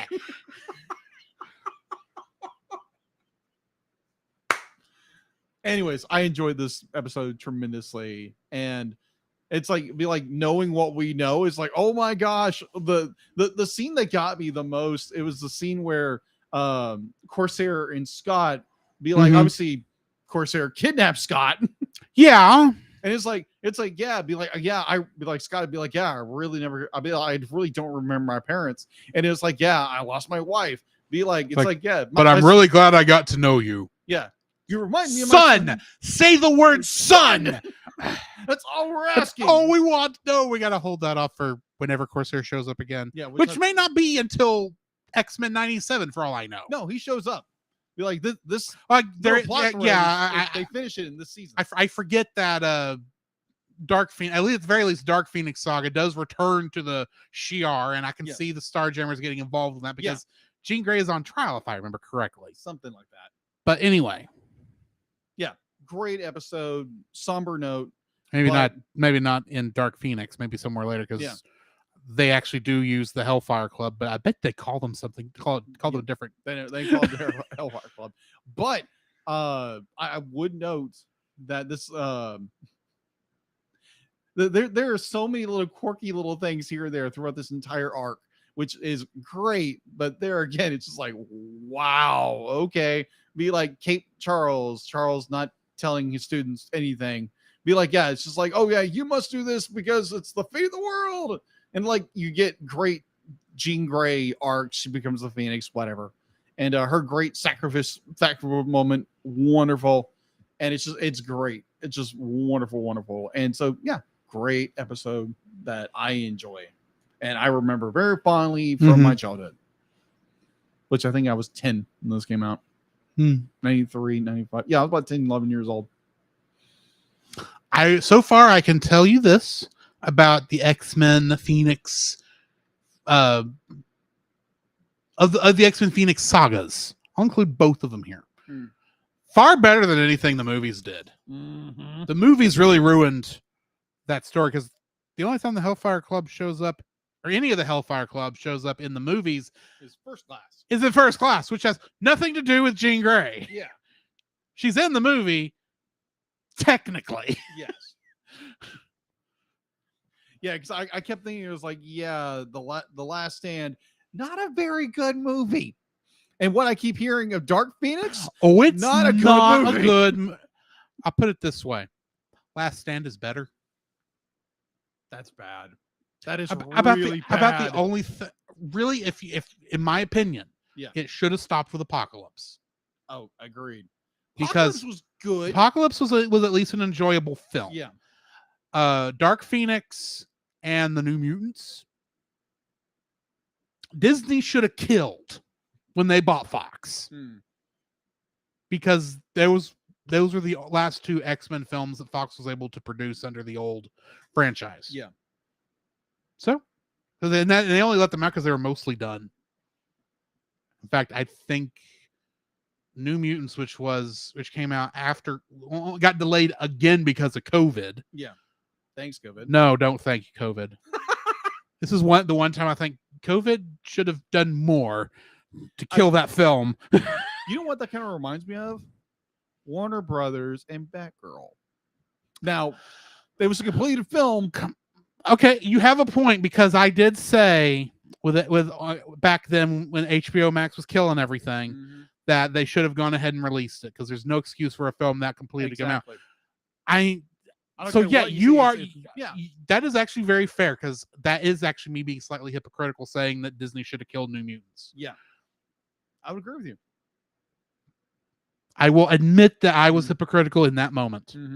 Hey, that being said, if you want to review New Mutants on the Bottom Shelf podcast, Dallas, hit me up. Because I hear that it's not good. It's not. Anyway, Venom was better. Venom was better. Yeah. Okay. Was the Carnage? Both Venoms were better. Okay, then. I don't know if you consider one to be less than the other.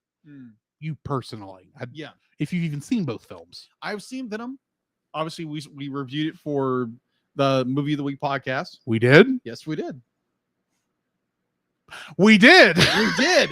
And I did not have a good time on that review. Let's say that. Carnage ain't much better than that. I actually about the only thing I liked about Let There Be Carnage was when I was sitting there watching the after credits scene, You told me that. and Venom and is talking with Eddie about something, and all of a sudden the room shakes horribly, and he's now in an island cabana, and he's seeing a news story, and we then see MCU Spider-Man's expose about killing.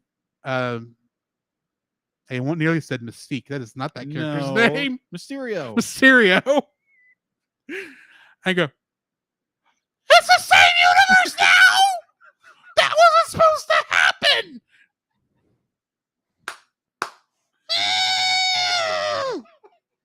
Like, personally, I have not seen the Carnage film, but I'd be like, personally, I really did enjoy Venom for what it was as a film. It's not a great film. It's, I mean, like, it's not, I don't know, because personally, I'm taking it just perspective as a film, the way it was approached, the way that Tom Hardy did the performance. I thought he did an amazing job as a performance. Yeah, Tom Hardy actually does a good Eddie and Venom, because he's playing both characters. Yeah, Tom Hardy is a good actor. Come at me, Jim.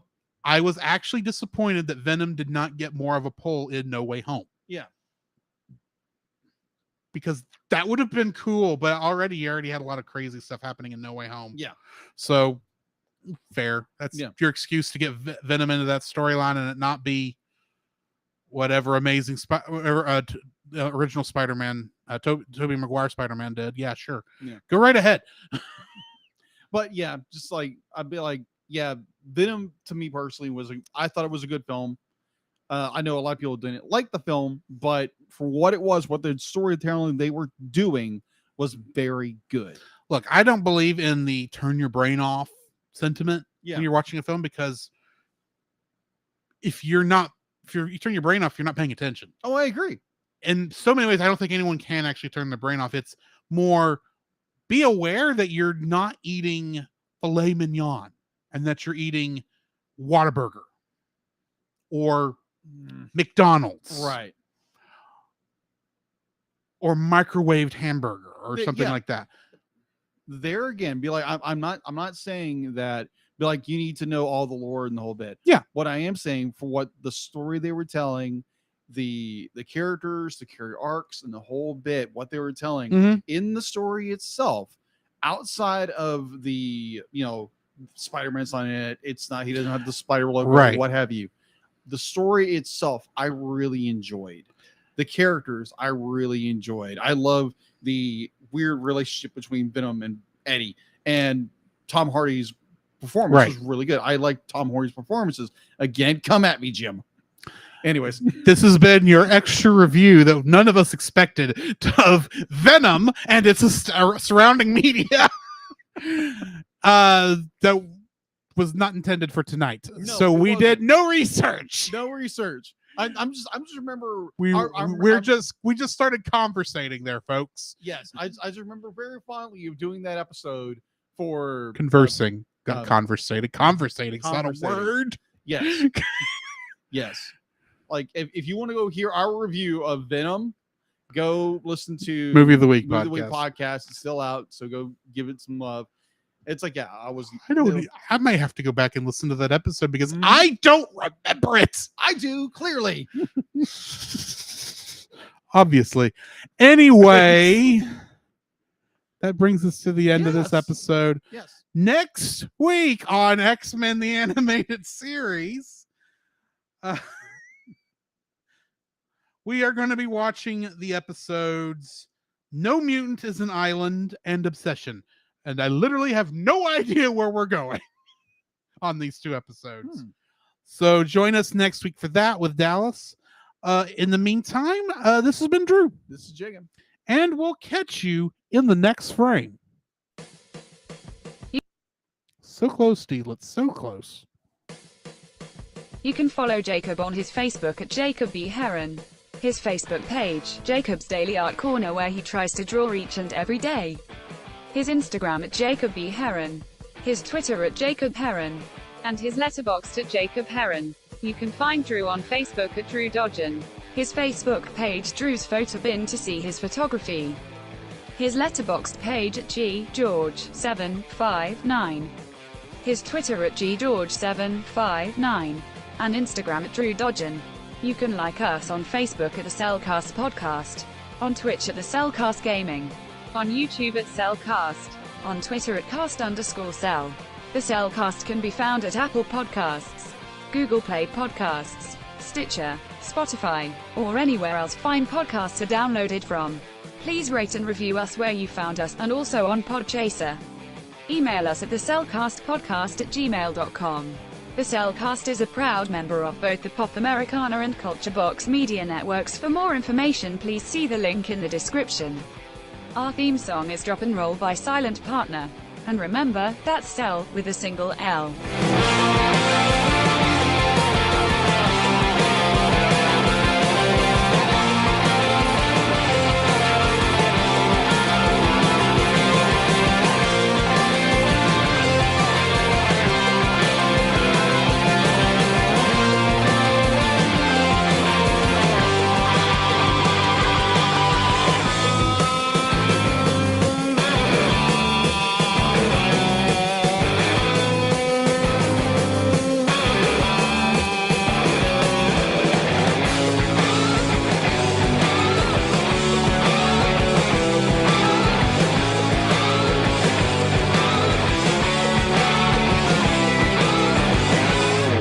Find the Dragon Balls, look out for them all.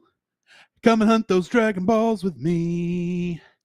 Gotta heed the call of magic Dragon Balls. What a great adventure this will be. Set a course for action, adventure does wait. A fantastic journey for your dreams, a thrilling mystery.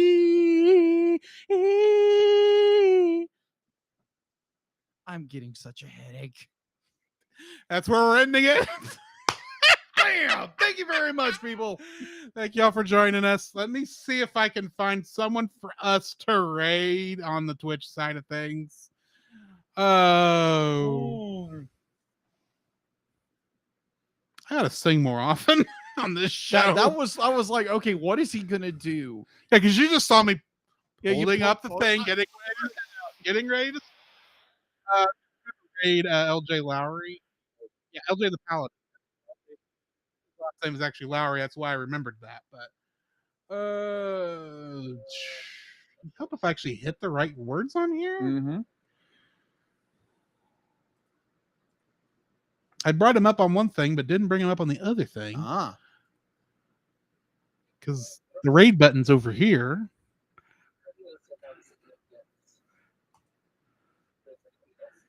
He's playing the Dark Pictures anthology, The Devil in Me. I have no idea what this is. Me either. But I know it's clean. So thank y'all guys for joining me, and we will catch y'all next week. Yeah, thank you. Much appreciated. This was a fun episode.